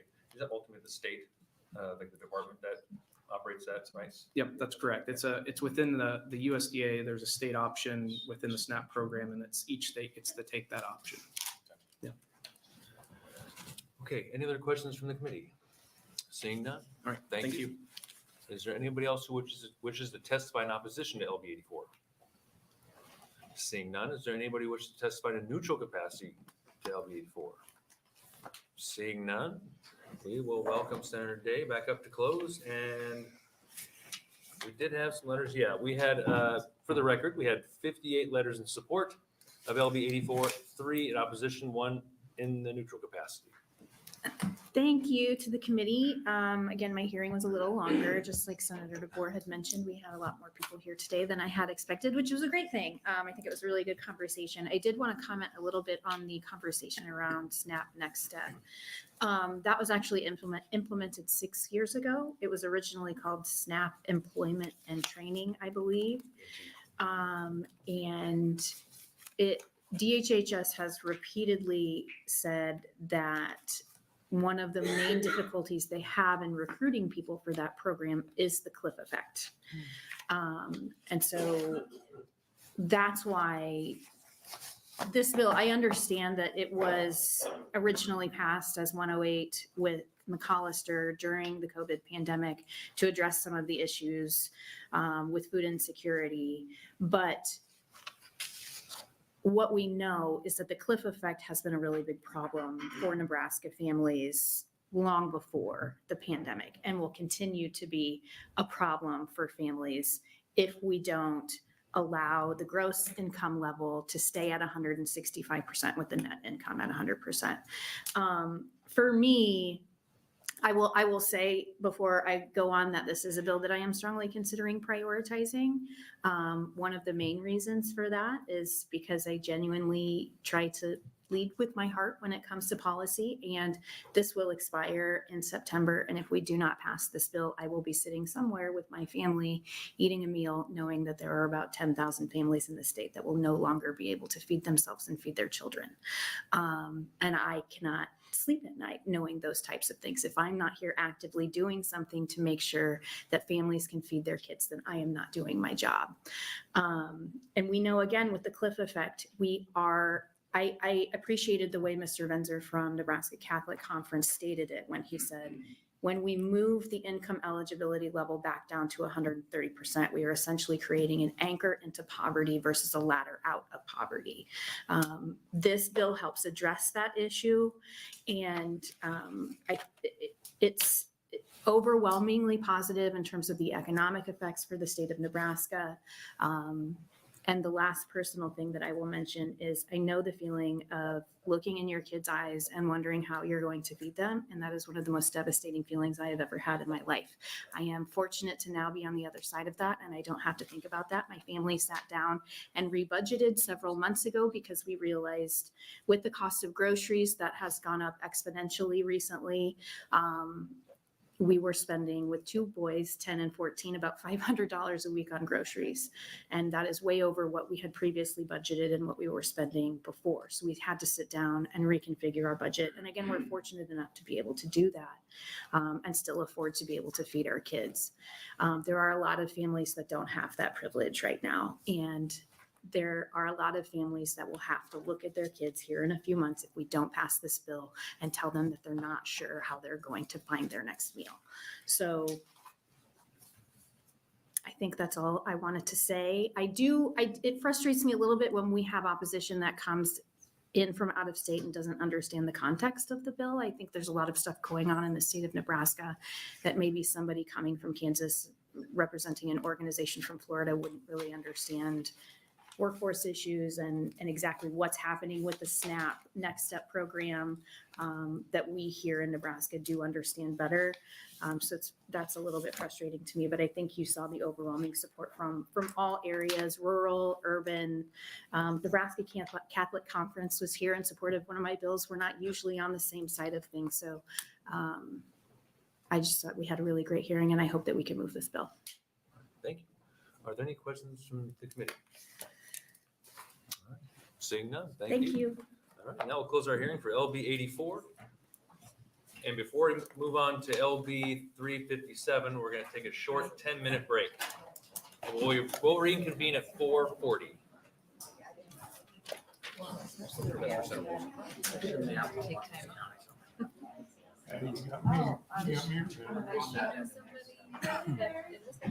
Yeah, she.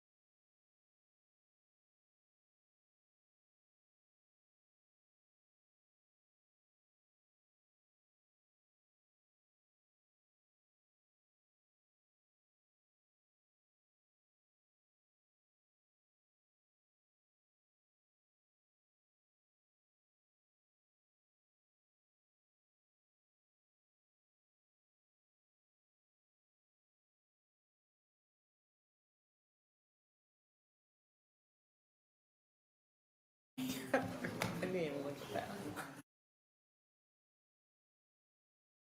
Where's Michaela? All right, welcome back. We will now open up the hearing for LB 357 and welcome Senator Walls to open. Thank you. Good afternoon, Chairman Hansen and members of the Health and Human Services Committee. My name is Lynn Walls, Lynnewalz, and I represent District 15, which is made up of Dodge County and Valley. Today, I'm introducing LB 357, which doubles the monthly dollars allocated under the Disabled Persons and Family Support Program from $300 to $600. The Disabled Persons and Family Support Act was introduced in 1981. The program was introduced to allow disabled persons to live independently or who live independently to continue to live independently and maintain the family unit, the families living with disabled family members. Living independently is the ideal outcome for individuals with disabilities and having control over their own lives. Currently, approved individuals can receive up to $300 a month and up to $3,600 a year. For each additional person with a disability in a home, they receive $150 per person. The intention of this program is to make housing and transportation modifications and assistance that allows individuals to remain living in their homes to be able to get around easier. A few examples of what these dollars are used for is personal care assistance, architectural modifications, counseling, prescriptions, housekeeping, and essential shopping. I passed out a handout that DHHS's annual report on this, that's DHHS's annual report on this program, and it provides a lot of really good information. The reason I'm bringing this bill forward is because this dollar amount has never been raised. I want to emphasize this amount has not been increased since the bill was introduced in 1981. That is a long time ago, and I know that because that is the year I graduated. Now, I don't know if you know this, but the cost of living is much different than it was over 40 years ago. In fact, $300 in 1981 is the equivalent of $1,031 now. So needless to say, I think it's time that we make some modifications to the statute. The bill doubles the monthly dollars to $600 per individual and $300 for each subsequent individual in the home. Additionally, I want to make it clear that this statute is not meant to kick people off that are currently receiving these dollars. So that is what the piece regarding the appropriation is at the end of the bill. I think this legislation is important because Nebraska does have an Olmstead plan. And part of that plan is being able, people with disabilities being able to continue to live independently. This is an important piece in that step for people, and I think that we should be thinking proactively. Additionally, if you are looking at costs, the average annual Medicaid cost per person for assisted living last fiscal year was $22,022. Compare that with raising this to $7,200 a year. It seems reasonable to think that we should increase this amount so people can continue to live their lives in the way they want and independently. With that, I would be happy to take any questions. But I know this is coming behind me. You can ask me, and if I can't answer, I'll let you know. Okay, thank you for your opening. This sounds like another appropriations bill. Are there any questions from the committee? All right, seeing none, we'll see it close. Thank you. And we will take our first testifier in support of LB 357.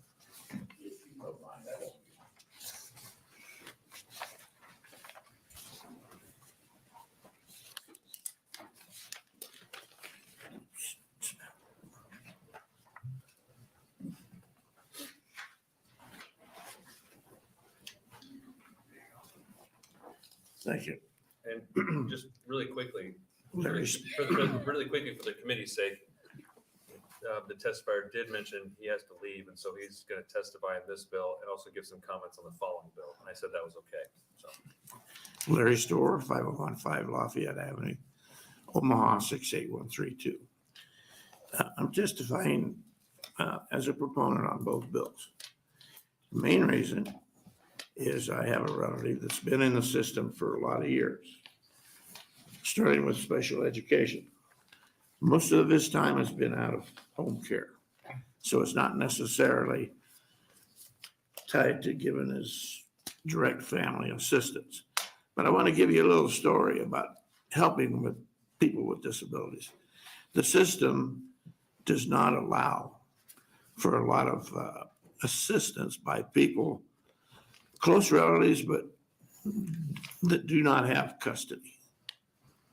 The privacy laws, but also the outside contractors that are hired through HHS somehow, I'm out of touch with that, do not allow you to be a part of the team, even though the law says that you can be. I was not. Now, a lot of that had to do with fear of losing their benefits if they heard the wrong information from me or from somebody else. But that was refused numerous times over numerous years, so I finally gave up. That does not help people with disabilities. I will not go into it now, but I've seen a lot of things that should have been investigated in out-of-home care again. I won't go into it, but I finally gave up because the system didn't allow me to, and I even went to disability rights, tried to go up the line all the way to the, what do you call it, state investigator, the ombudsman. Got nowhere because I didn't have custody. A grandparent in the state of Nebraska does not have a standing. So he can't contest these things because I don't have standing. I don't have custody. I don't have standing. But I'm going to end with this. A lot of these people may be in the same situation that I saw over all these years, and they're afraid to say anything because they'll lose their benefits. Well, right now he's a young adult, but they say the brain doesn't mature until 25 or after. So he's still got a little bit of a problem, but he's not incapable. He's not getting the direction that he needs, I can tell you that. He is capable of doing some jobs, but the right people are not doing the right thing. Why? Because they probably make more money than your in-home assistants for disability claims. I won't shoot the figure that I've heard, but it shocks the hell out of me how much money somebody with a home for one client makes. That should be looked at. Not by me, because I've tried before, but by the overall system. When they make a hell of a lot more money than somebody that has an in-home son or parent, there's something wrong with that. So I am in favor of this act, whatever it is. I didn't have time to read it. I'm not a lawyer. It doesn't tell me much here. But I also want to comment lastly about this declaring an emergency and grant money. Now, I go every day, every week, Civic Center in Omaha, and I hear all of this running for the ARPA money and various things. What people do not say is that the ARPA money will run out. So what do you do for these people when the money runs out? And you can't give the grant to them anymore. How are you going to explain that to people? So I hope you're not waiting for that windfall from ARPA that's still laying there, because federal government might pull that at any minute. And finally, when you use federal things, you're subservient to federal rules and regulations. The Constitution says a Republican form of government. Most of the power belongs here, not there. But when you get their money, which is mine through tax dollars, they will tell you what to do and how to do it. Or you get funded, defunded, fined. Thank you. Yeah, hang on for 1 second. If you could you spell your name for us? Storer. Okay, and the first name? Larry, Larry. Good. For the record, just to make sure. Thank you. Let's ask real quick, are there any questions from the committee? All right. Excuse me, but I was here till 6:30 last night. All right. You're more friendly than Omaha. Okay. That's good. All right, we'll take our next testifier in support of LB 357. Thank you.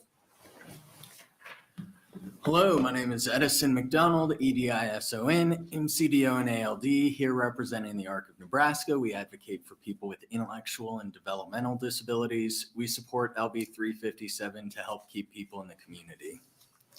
The Disabled Persons and Family Support Program provides state-funded assistance to persons of all ages who meet certain tests, including income and disability tests. The program helps people with disabilities remain employed, stay independent, and live at home. Eligible individuals may receive funding for specific services up to $300 a month or $3,600 annually. This program is targeted at keeping people out of institutions. A reminder that the cost of care for a person with a disability in an institution is $230,000 per year per person. Whereas in community-based services, it averages just around $30,000 per year. Programs like this that help to provide the extra assistance and accommodations help to cut those costs even further and help us to prevent that high cost of institutionalization. There are very few valuable dollars to our members and their families, and it's frequently key to ensure that people with disabilities get what they need. It's intended to prevent that institutionalization and make sure that we can deter higher costs.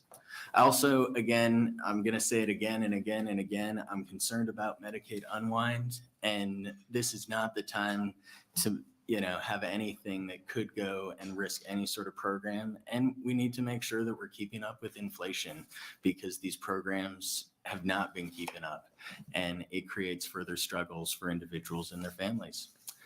That, any questions? Any questions from the committee?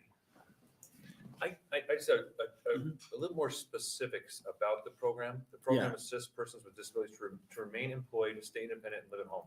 Mm-hmm. What does that mean? Like, we give them the money?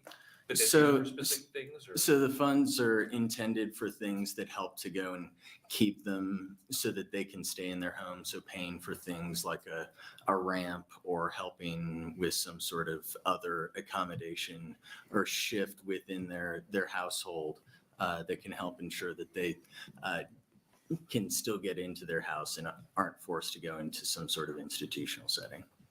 Okay, and they get it only for a 1 year period? No. It's just over the course of 1 year period? Over the course They of get a it for year, it's multiple years. $3,600 currently, Okay. so $300 a month, yeah.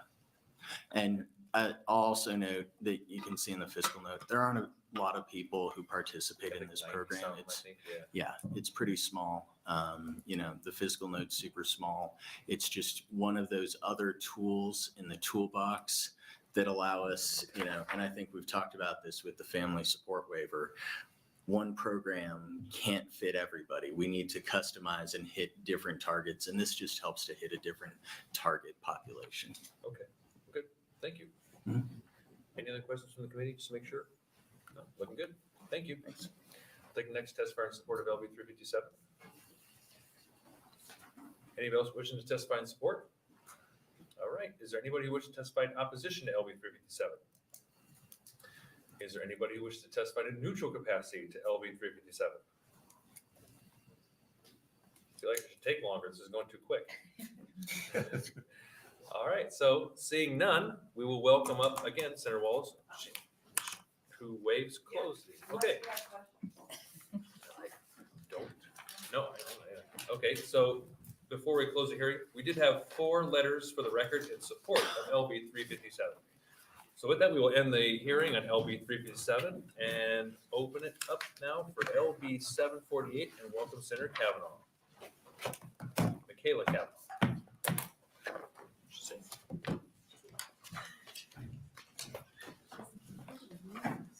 Thank you, Senator Chairman Hansen and members of the Health and Human Services Committee. My name is Michaela Kavanaugh. I'm a CHAELA-CAVANAUGH, and I represent District 6, West Central Omaha, Douglas County. I'm here today to introduce LB 748. There is an estimated 35,000 individuals living with an intellectual or developmental disability in the state of Nebraska. On average, people with IDD move 16 to 62% less than the general population. Special Olympics is the world's largest public health organization for individuals with intellectual and developmental disabilities. Special Olympics Nebraska provides opportunities for these individuals to engage in physical activity and social experiences, as well as receive health benefits through screening and testing. LB 748 will allow eligible organizations like Special Olympics Nebraska to apply for a grant up to $500,000 from the state of Nebraska. This funding will help Special Olympics Nebraska partner with healthcare providers on how to care for people with intellectual and developmental disabilities more effectively, provide health screenings to identify unmet health needs before they become emergencies, and continue to expand the experiences and events that Special Olympics athletes can compete in. This funding would also allow for the expansion of the Special Olympics Unified Physical Education curriculum that is now endorsed by the Nebraska Department of Education. The research has shown that the Unified Champions School programming creates meaningful interactions and activities in schools for students with intellectual developmental disabilities. It also allows students to engage in leadership roles and create more inclusive environments at their schools. Over 95% of schools reported a reduction in bullying, an increase in opportunities for students to work together, and a more inclusive environment at school. LB 748 gives essential funding to something that undoubtedly makes the schools in our state more inclusive and welcoming. Providing expanded opportunities for these students to compete and engage in activities with their peers is directly correlated to better physical, mental, and emotional health. There are amazing advocates behind me, mostly on behalf of themselves, that are who will expand on the needs for this funding and the various benefits it has. I'm happy to work with the HHS committee. Should they see the need for any amendments to LB 748, I ask for your support and to advance it out of committee and onto general file. I've had the great pleasure of getting to know these athletes, and I think many on the committee have as well. And so it's really just an honor to bring this bill on behalf of them. And it's, first of all, we have a Olympic medalist here. So just, you know, if you feel free to ask about that, I got to hold her medal. Not to brag, humble brag, I didn't do any of the work, but I got to hold the medal. So I've never done that before. So not only is this a great program for them, but it brings new experiences into the lives of others like myself. So yeah, with that, I'll take any questions that you might have. Are there any questions from the committee? I saw your fiscal note. Yes. Surprised So you- the fiscal note surprised is, you didn't say anything about it. it can, I didn't say you want me to talk, well, I created it really, because they said an amount. Well, I'm a little surprised that. 500,000. Yeah. Oh, well, the You're five, offering a grant, but they have to hire one full-time employee. well, at we're, $65,000. maybe they can hire, if we pass a bundle of these bills for grants, maybe they can hire that one person and we can spread the crossover.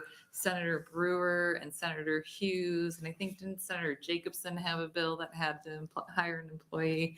So maybe we can just like spread that out. But I think if they need to hire somebody, we can talk about absorbing that into the underlying amount.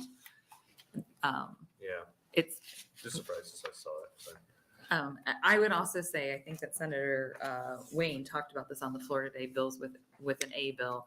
If this bill is something that the committee would consider putting on the floor, I think the amount of the appropriation would certainly be negotiable. We haven't done anything for the Special Olympics. And so this would be entirely new for them and new funding. And I think you will hear from them, but as my conversations have been, this was our top ask. And we're willing to work with what we can get. Anything would be helpful for the program. So I think when we get it to the floor, let's think positive. When we get it to the floor, if there's not this amount, we need to allocate a different amount. I certainly think that would be workable. I think maybe the only question I have is, do we typically do this for nonprofits? So typically, I always thought we gave money to a nonprofit for a specific purpose, right? Like we're trying to get them to do something. Or we could do an amendment that is more specific, because this group has never, this was their foray into public policy. And as you noticed by the bill number, it came later in the session. And so we kind of just quickly put together something to have in here. So I think that the committee would probably want to I would encourage us as a committee to work on legislation that maybe tailored it so that the granting process is for something more specific. But it was intentionally broad in the green copy because this was new and they asked for us to help, but weren't quite sure. So I think this is going to be a bit of a journey for all of us. Okay, good. Okay, just make sure any questions, seeing none? All right, thank you. We will take our first testifier in support of LB 748.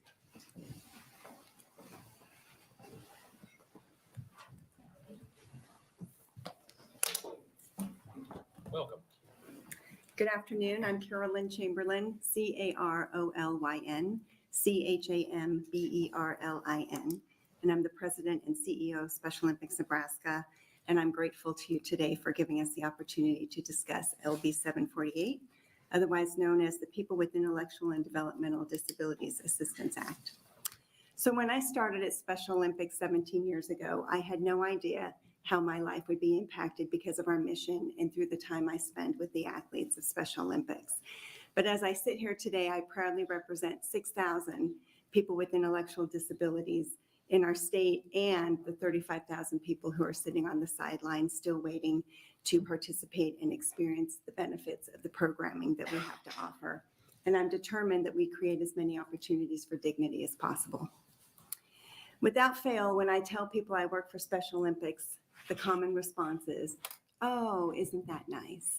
And while yes, it's nice, I don't want to lose sight of the fact that it's important. And that's why we're here today. You're going to hear in a few minutes from a couple of our athletes who are going to share the impact of our mission on their lives. Through programming in sports, health, education, and leadership, we've changed the lives of people with intellectual and developmental disabilities in ways that could never be imagined.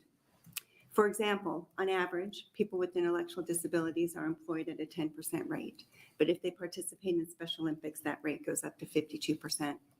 Funding from this act will provide much needed support so we can reach more counties across Nebraska as we strive to grow participation to the rate of 10,000 people. Today, we simply do not have the bandwidth to reach more people with our programming. We need greater outreach and recruitment efforts in communities to find volunteers and coaches, as well as health volunteers to aid in our health programming and to reach more schools with an inclusive and unified experience for all students.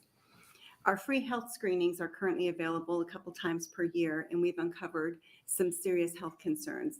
And this is vital because the research proves that people with intellectual and developmental disabilities are at a greater risk for preventable health conditions.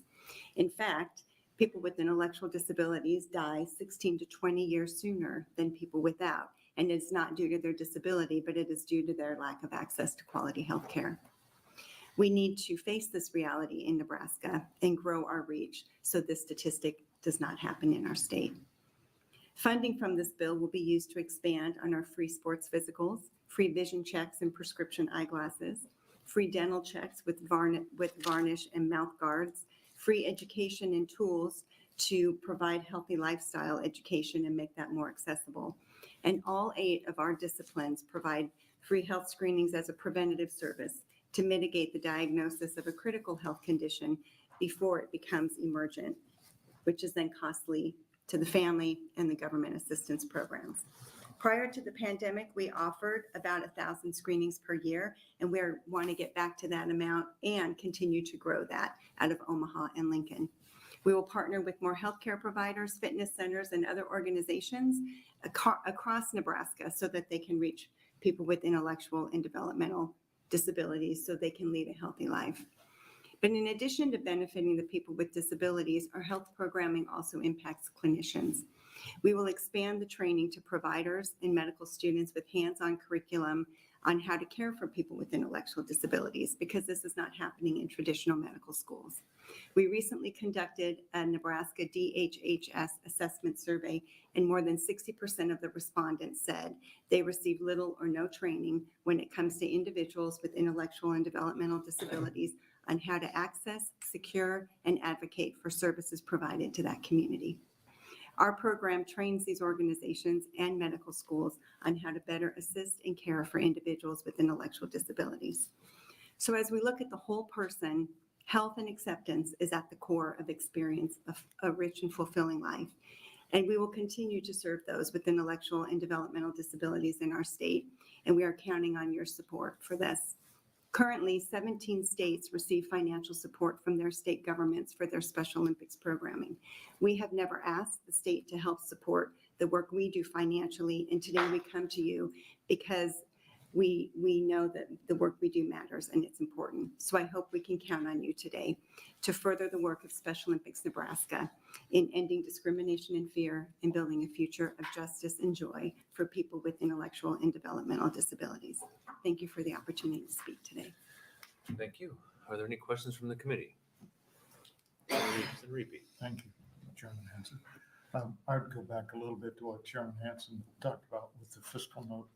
How would you, in 1 year, I know you talked about a lot of volunteers, and I think there's a lot of merit to that, and you're to be congratulated for that. How would you spend those dollars if you had them? I think we would need to hire more staff to get out of Omaha and Lincoln. We're heavily staffed in Omaha and Lincoln, but we have athletes and volunteers statewide. We have volunteer coaches who are aging out, if you will, who've been coaching for us for 30 years in Ogallala or Chadron or Scottsbluff, and help with a targeted recruitment effort so that we can replenish those and reach more of these family members and athletes in those communities. Would you look at hiring someone to help recruit volunteers, or are you saying you would hire a person in to replace a volunteer? No, a person to recruit. Yes. Okay, thank you. Thank you, Mr. Chairman. Yeah, I think that was kind of one of the questions that I had too. I think when you're trying to tailor this bill, I think if we're giving taxpayer money to an organization that actually ends up saving the taxpayer dollars in some way or is used for the taxpayer benefit, such as health screenings and healthy living education, which in turn could save the taxpayer money, I think that's beneficial. Yeah. We have a lot of research showing that for every dollar that's invested in our health program, someone receives $2 worth of healthcare programming. We have research to show that people with intellectual disabilities who participate in our health programming have a 49% reduction when it comes to depression. There's a reduction in blood pressure. There's a saving money when it comes to dental care. 3 out of 10 athletes will have untreated tooth decay, but through our screenings, we can identify that and work to take care of that. We give countless free eyeglasses, eye screening, we give podiatry screening. One of the interesting things about that is that when we first started that screening, we learned that there were several athletes who weren't even wearing the right size shoe, but didn't know that that was the cause of their foot pain and some of their challenges. So I think there's long-term benefits to us trying to get to the root of some of these health issues early through our screening and through our education versus waiting until it becomes a chronic illness and then taxes the health system. And I buy raffle tickets every year. Have you ever won? I have not won yet. I can't help you with that. I'm sorry. I'm sorry. But thank you for buying raffle tickets. Yeah, well, Senator Reeve. Maybe luck be with you. Thank you, Chairman. My question would be is what's the age range that you're dealing with in terms of participants? Yeah, so Special Olympics, you need to be 8 before you can start competing on a team, and then you can compete the rest of your life. We have athletes 60, 70, 80 who still will compete at a track meet doing a 50-meter walk or something they can do. And then we have ages 2 to 7 where we have a young athletes program where we do skill building, cognitive building, social skill building to get them started at a younger age. And that program started in 2008. Okay, so we've talked a lot about the health benefits that they receive. My question would be, given the fact this is the Health and Human Services Committee, do many of those that are eligible, are they on Medicaid or are they on Probably most commercial of them Are they on family? I health would say plans? most are on Medicaid. But if they're, okay. And you would think that then they're receiving all the medical services they need, but that's not the case. Medicaid does provide dental and so Yeah. some of this is, I'm saying, check, that Medicaid does provide. Yeah, I don't And know I'm what. looking at some others, with either Marketplace, which are, I assume the incomes would not be that strong. They're not. So many of them would be eligible for Marketplace health plans. I was trying to think, but you said you stopped at 60, so you didn't quite get to Medicare, but I just, No, they can be 80. We have athletes who are 80. so those would be covered by Medicare. I'm just, I don't mind something. I don't like needless duplication. And if they're eligible for some other program, then I think we should consider that. But yeah, thank you. Thank you for the information. Thank you, Mr. Chairman. Senator Walls. Thank you, Chairman Hansen. Thanks for being here today. Pleasure to see you again. Can you just repeat the data about employment? If somebody is participating in Special Olympics, didn't you say that? The average rate is 10% if they have an intellectual disability, but if they participate in Special Olympics, it goes up to 52%. Okay. That was research conducted by Gallup. All right, good. Thank you. Senator Bell. Thank you, Mr. Chairman. Thank you for being here today. What other sources of funding does the Special Olympics receive? Is the majority private? Yeah, all of it is. So we receive funding from grants and foundations, individuals, corporations, and special events. There is funding that the federal government gives to our headquarters in Washington, D.C. through the CDC for the health program and through the Department of Education. And every state chapter is provided the opportunity to apply in a competitive grant process to get access to some of those funds. So we do get some of that as well. Okay. Our budget this year is $2.7 million. Okay. And then do you have data on the 17 other states that? I do. Do you want to know who they are? I'll find you after the hearing Yeah, as well. I do have So, it. Yeah, I brought my thank you. list in case someone asks. So Thank you. I got it for you. Any other questions? I have one more question. Senator Eby. Chairman. Of course, I'm looking for streams of income. Do you get some support from United Way? No. Do you get any from Chad? Or, okay. And that's my question. Thank you very much. Thank you. All right. Thank you for your testimony, Can I just say one more thing to Senator Hardin? I guess. Put another 0 on it. I taught her sales. So that means we just take a 0 off. We'll take the next testifier in support.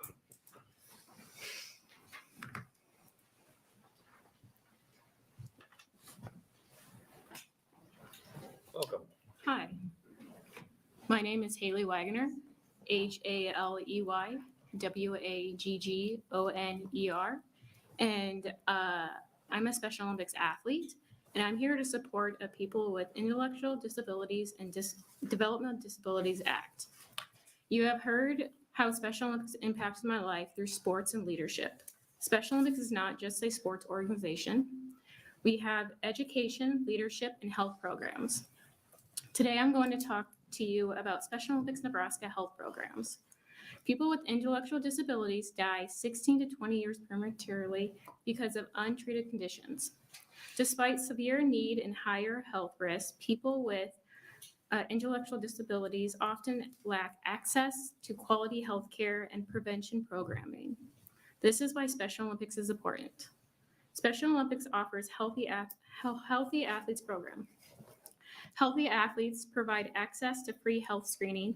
The screening includes Fit Feet for healthy feet, fun fitness, physical therapy, healthy hearing, audiology, opening eyes, vision, special smiles, dentistry, strong minds, mental health. All of these services are free and provide extra support if needed. Why does this matter? Healthcare professionals who volunteer with Special Olympics have found that Special Olympics athletes are at increased risk of secondary health issues. I have benefited from Healthy Athletes program. Look forward to it when it comes to state games, either at summer or fall games. My favorite screening is Opening Eye and Strong Minds. Opening Eye is the most popular screening they have. It is well worth going through. I've been able to get sports goggles and extra pair of prescription glasses, all for free. I wouldn't have been able to get goggles without the help of this program. The process of the health screening is simple, thanks to all the trained volunteers and health professionals. Because of Healthy Athletes, doctors and volunteers have more knowledge of the disability community and their complex conditions. The physicians are kind and treat the athletes like anyone else. They don't see the disability, they see us. To participate in Special Olympics, you need a physical. Getting sports physical done at healthy athletes means I don't have to worry about it for 3 years. And Special Olympics has it in their system quickly. The process of doing the physical there means it's free and I don't have to worry about mailing in the physical. Volunteers are key to running healthy athletes. Volunteers help with check-ins, one-to-one athlete guides, doing health screening, and paperwork if needed. Volunteers can be physicians assistants, med students, or non-medical field. The volunteers are the reason we can host healthy athletes. Strong Minds are my second favorite. It is a new service with healthy athletes. Mental health is very important, even more important with people with intellectual disabilities. The service has coping skills for stress like yoga. I have learned strong breathing for tennis when I'm in a stressful situation. With the help of this Assistant Act, Special Olympics Nebraska can reach more athletes needing the service. I'm just one out of many that need this service. Thank you, and open for questions if needed. Thank you. Is this your first time testifying? No, this is my second. Oh, you seemed seasoned, so good job. Any questions? Senator Hart. Haley, you mentioned tennis. Is that your Yes. main sport? Yeah. Any others that you I participate in? have soccer, golf, and basketball. Awesome. Thank you for testifying. Thank you. Any other questions? Seeing none. Mm. Thank you. Thank you. And we'll take our next testifier in support.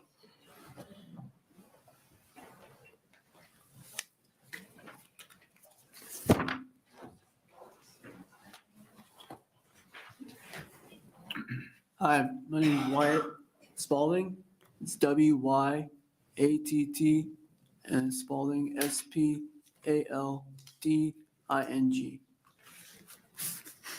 So I'm here to share my story about how Special Olympics impacted my life. We all have dreams growing up as kids. Well, my dream was to play high school sports with my friends. As I grew up, that dream became more unrealistic. When I was 7, I was told I couldn't play football anymore because of my cerebral palsy. In 5th grade, I had to stop playing baseball. So basketball was that one sport I had left that I was hanging on to. One day I had a talk with my dad why I couldn't go out for my 6th grade basketball team. My dad told me I wouldn't be able to keep up with the other players. I stood there, tears running down my face, begging my parents to let me go out for the team. My dad told me I could still play sports for fun, like playing pickup basketball at your YMCA with my friends, or just shooting hoops in the driveway. But it wasn't the same as being able to play in a competitive game. I seriously thought about quitting sports. I spent a lot of time shooting hoops in my driveway. That's where I would go when I was going through some really tough times in my life. You see, sports, but especially basketball, wasn't just a game to me. It was a way I could deal with having cerebral palsy and medical conditions on a day-to-day basis. I was able to go shoot hoops at the gym or in the driveway. And for a moment, I wasn't the kid with the disability. I was just a basketball player. In 7th grade, my life changed.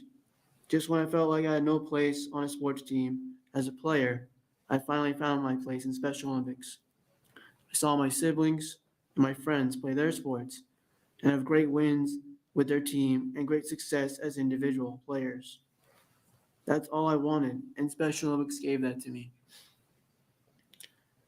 Today, because of the Unified Champion Schools program, students are able to compete in unified bowling and track in high school. It's important to me to keep these programs developing in every school in Nebraska to get students like me a chance to compete and be included. Through Special Olympics, the Health Messenger program, I have become a self-advocate, presenting my story of what it's like growing up with a disability and to have medical issues, which I have presented to medical students. My message helps break down the stigma and stereotypes of providing care for people with disabilities so they can receive better health care. I've also started a YouTube channel called Life with Wyatt Spalding. I share tips on sports and fitness to encourage my followers to be the healthiest athletes they can be. Special Olympics gives athletes like myself the opportunity to show people that we are good athletes and that we want to play. We are tired of sitting on the bench. Special Olympics is all about opportunity. It's really hard to explain what Special Olympics is, but you just got to come see it. You have to come to our events and you can see these athletes will do amazing things. When you watch them on the basketball court, you won't see people down when they're down in a basketball game. You'll see them competing. Special Olympic athletes understand the concept. It's not about I, it's about we. Special Olympics has influenced my ability to speak. I never thought I had a story people wanted to hear. Special Olympics showed me I am really good at public speaking and people want to hear my story. Special Olympics Nebraska has shown me I am an athlete and a motivational speaker. And now I speak to classrooms, board members, colleges, sports teams, businesses, and now all of you. We are here today to ask you to support the funding for Special Olympics, inclusive health, and unified champion schools programming.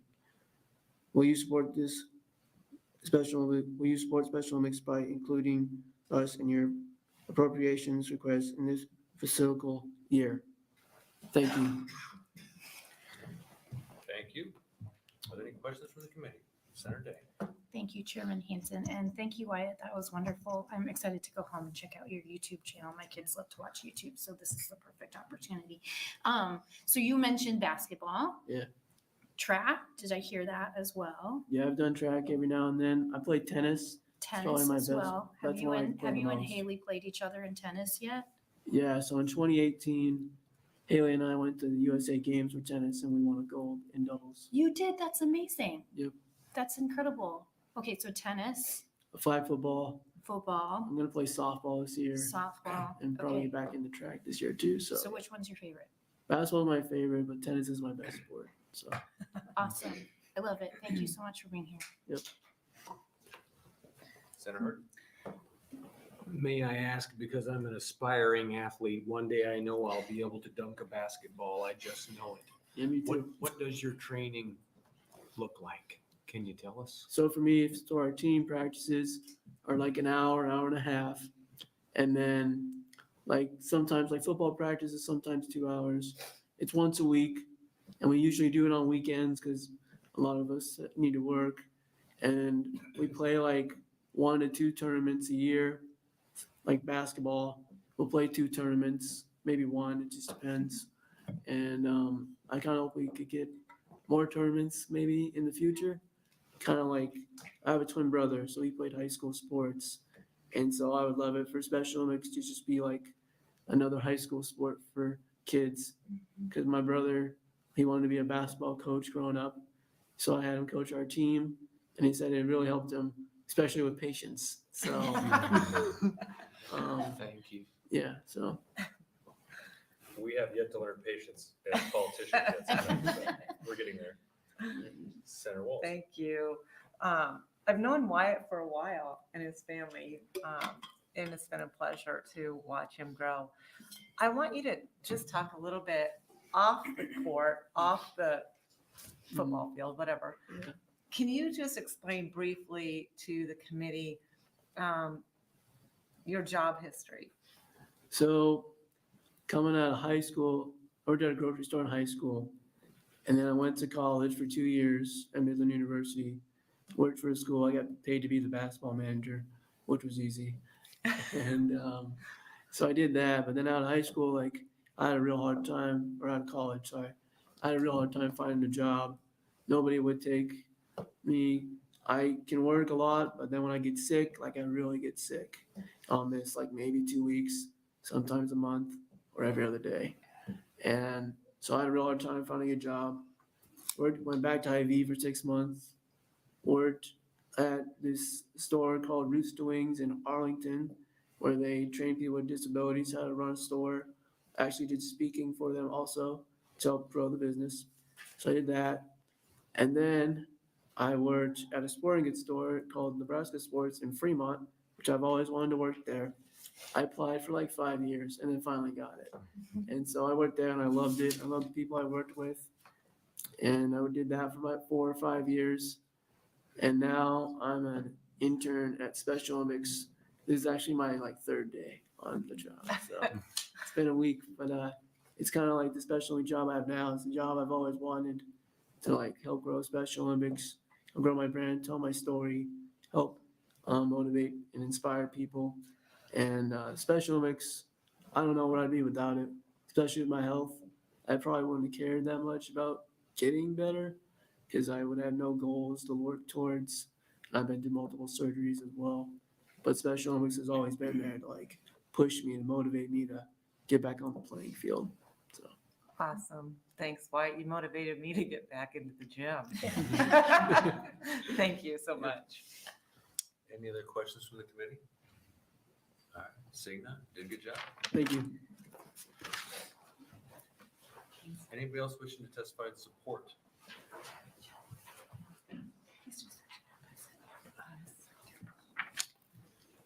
You get the hot seat now? Yeah, I'm a bit nervous.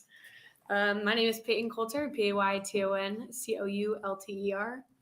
I am a Special Olympics partner testifying on behalf of LB 748. I was not planning on testifying today or at all this session, but after speaking with Wyatt and Haley, I realized how important it is to have different viewpoints when it comes to things like Special Olympics.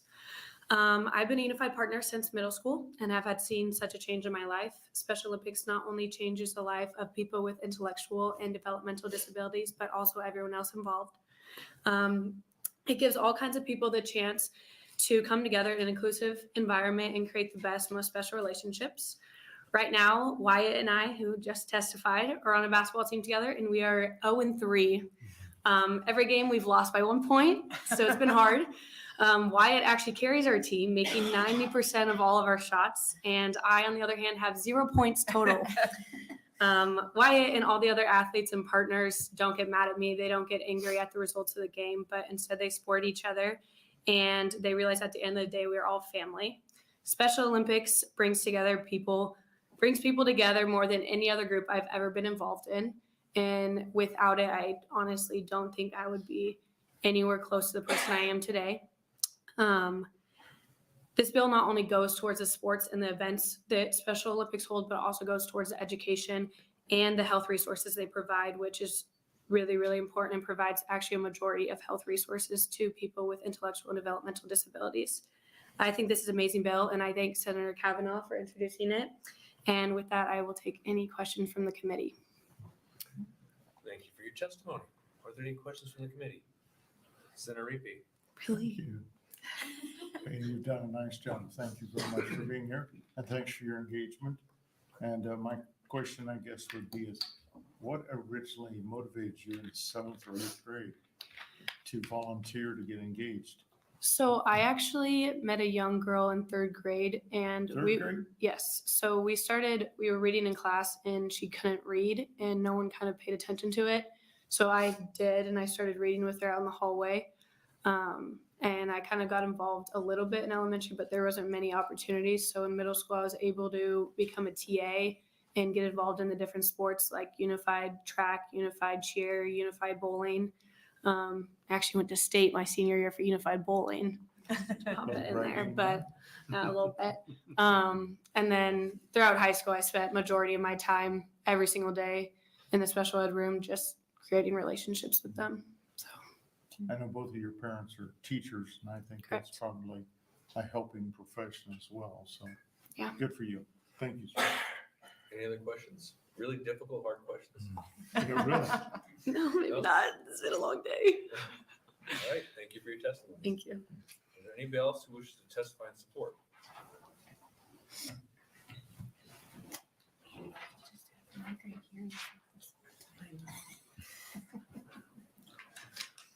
I hate to go after those testifiers.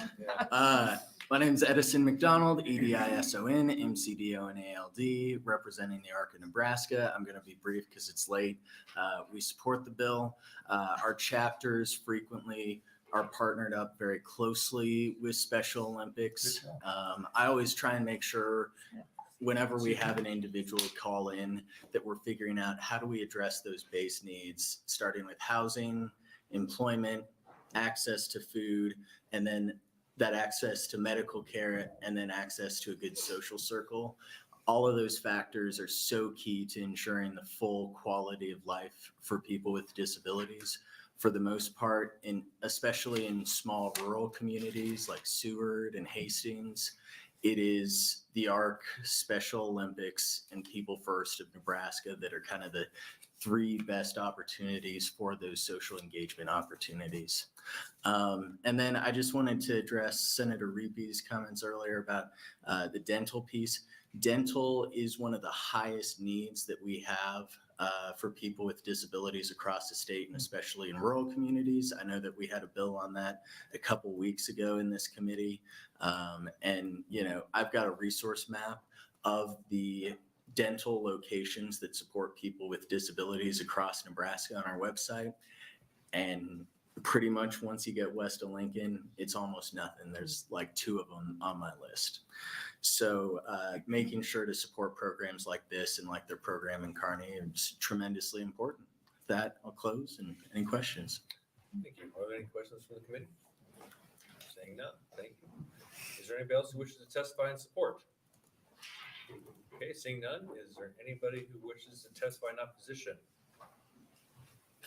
I think Senator Michaela Cavanaugh would probably trip you on your way up if you did. Is there anybody who wishes to testify in neutral capacity? All right, seeing none. We welcome you back up here to close. And for the record, we did have 10 letters in support of LB 748, 2 letters in opposition, and 1 letter in the neutral capacity. Thank you, everyone, for listening to these wonderful, amazing athletic stories. I actually, when I was in high school, started volunteering with the Special Olympics as well. When we would have the state games, I volunteered, and that's probably where I first got my start and interest in doing work around intellectual and developmental disabilities, and that's clearly carried through into my 40s. So a very special organization that's done some really amazing work, and appreciate Peyton's engagement in the organization as well. I think I probably would have a team carrying me if I were playing on a basketball team as well. So good to know that they don't judge that lack of some ability. I did also want to follow up on Senator Repe, your questions about the Medicaid, because I think that's a really important point taken. And it would be great if our Medicaid services were being utilized. Obviously, if we're paying for them, we pay our managed care organizations. I think that's really important. But what we have heard through some of the testimony is that we have a lot of these deserts, and even when it comes to dentistry, that we just don't have the doctors that are taking the patients. So having another opportunity like a nonprofit, and I am reticent to push government work onto nonprofits, but having a nonprofit pick up that slack, I think, is an important and valuable asset. So I appreciate that Special Olympics does that. But I do take your point, and I agree that we should be maximizing those services as well. So with that, I welcome any questions, or we can all go to a reception together and have a drink of water, of course. Are there any questions? Yes, Senator Walsh. I don't have a question. I just have to say that Senator Day just said, wouldn't it be great if every single bill was like this? Oh, every it single would. hearing? It would. What a great hearing. It would be great if this was Friday afternoon in our last hearing for the week, because I feel like this was hearing from these athletes is food for the soul. Yeah. I have one question. Yes. I think I'm assuming you tailored this right, like you talked about, for a specific purpose. And since Senator Howard is not in the room, She's you not. could use She's probably watching. healthcare cash funds. Oh my gosh. That, you know, I don't know. There's a section in there for developmental disabilities. That is a possible, It's more that's, for the waiting list. that is probably possible. But I don't want to have the wrath or ire of someone who's definitely watching right now, and probably all of our phones are going to be blowing up with text messages. There's somebody behind you right now too. So. Can I ask you a question? You're not supposed to ask questions of the senators, but I'll allow it. Okay. I did not know about these raffle tickets. How do I get on this raffle ticket purchasing list? Well, I'm sure that someone's gonna put your name on the list. All right, well, thank you for your close. Thank you. And that will close our hearing today for Great LB hearing. 748 and close our hearings for today.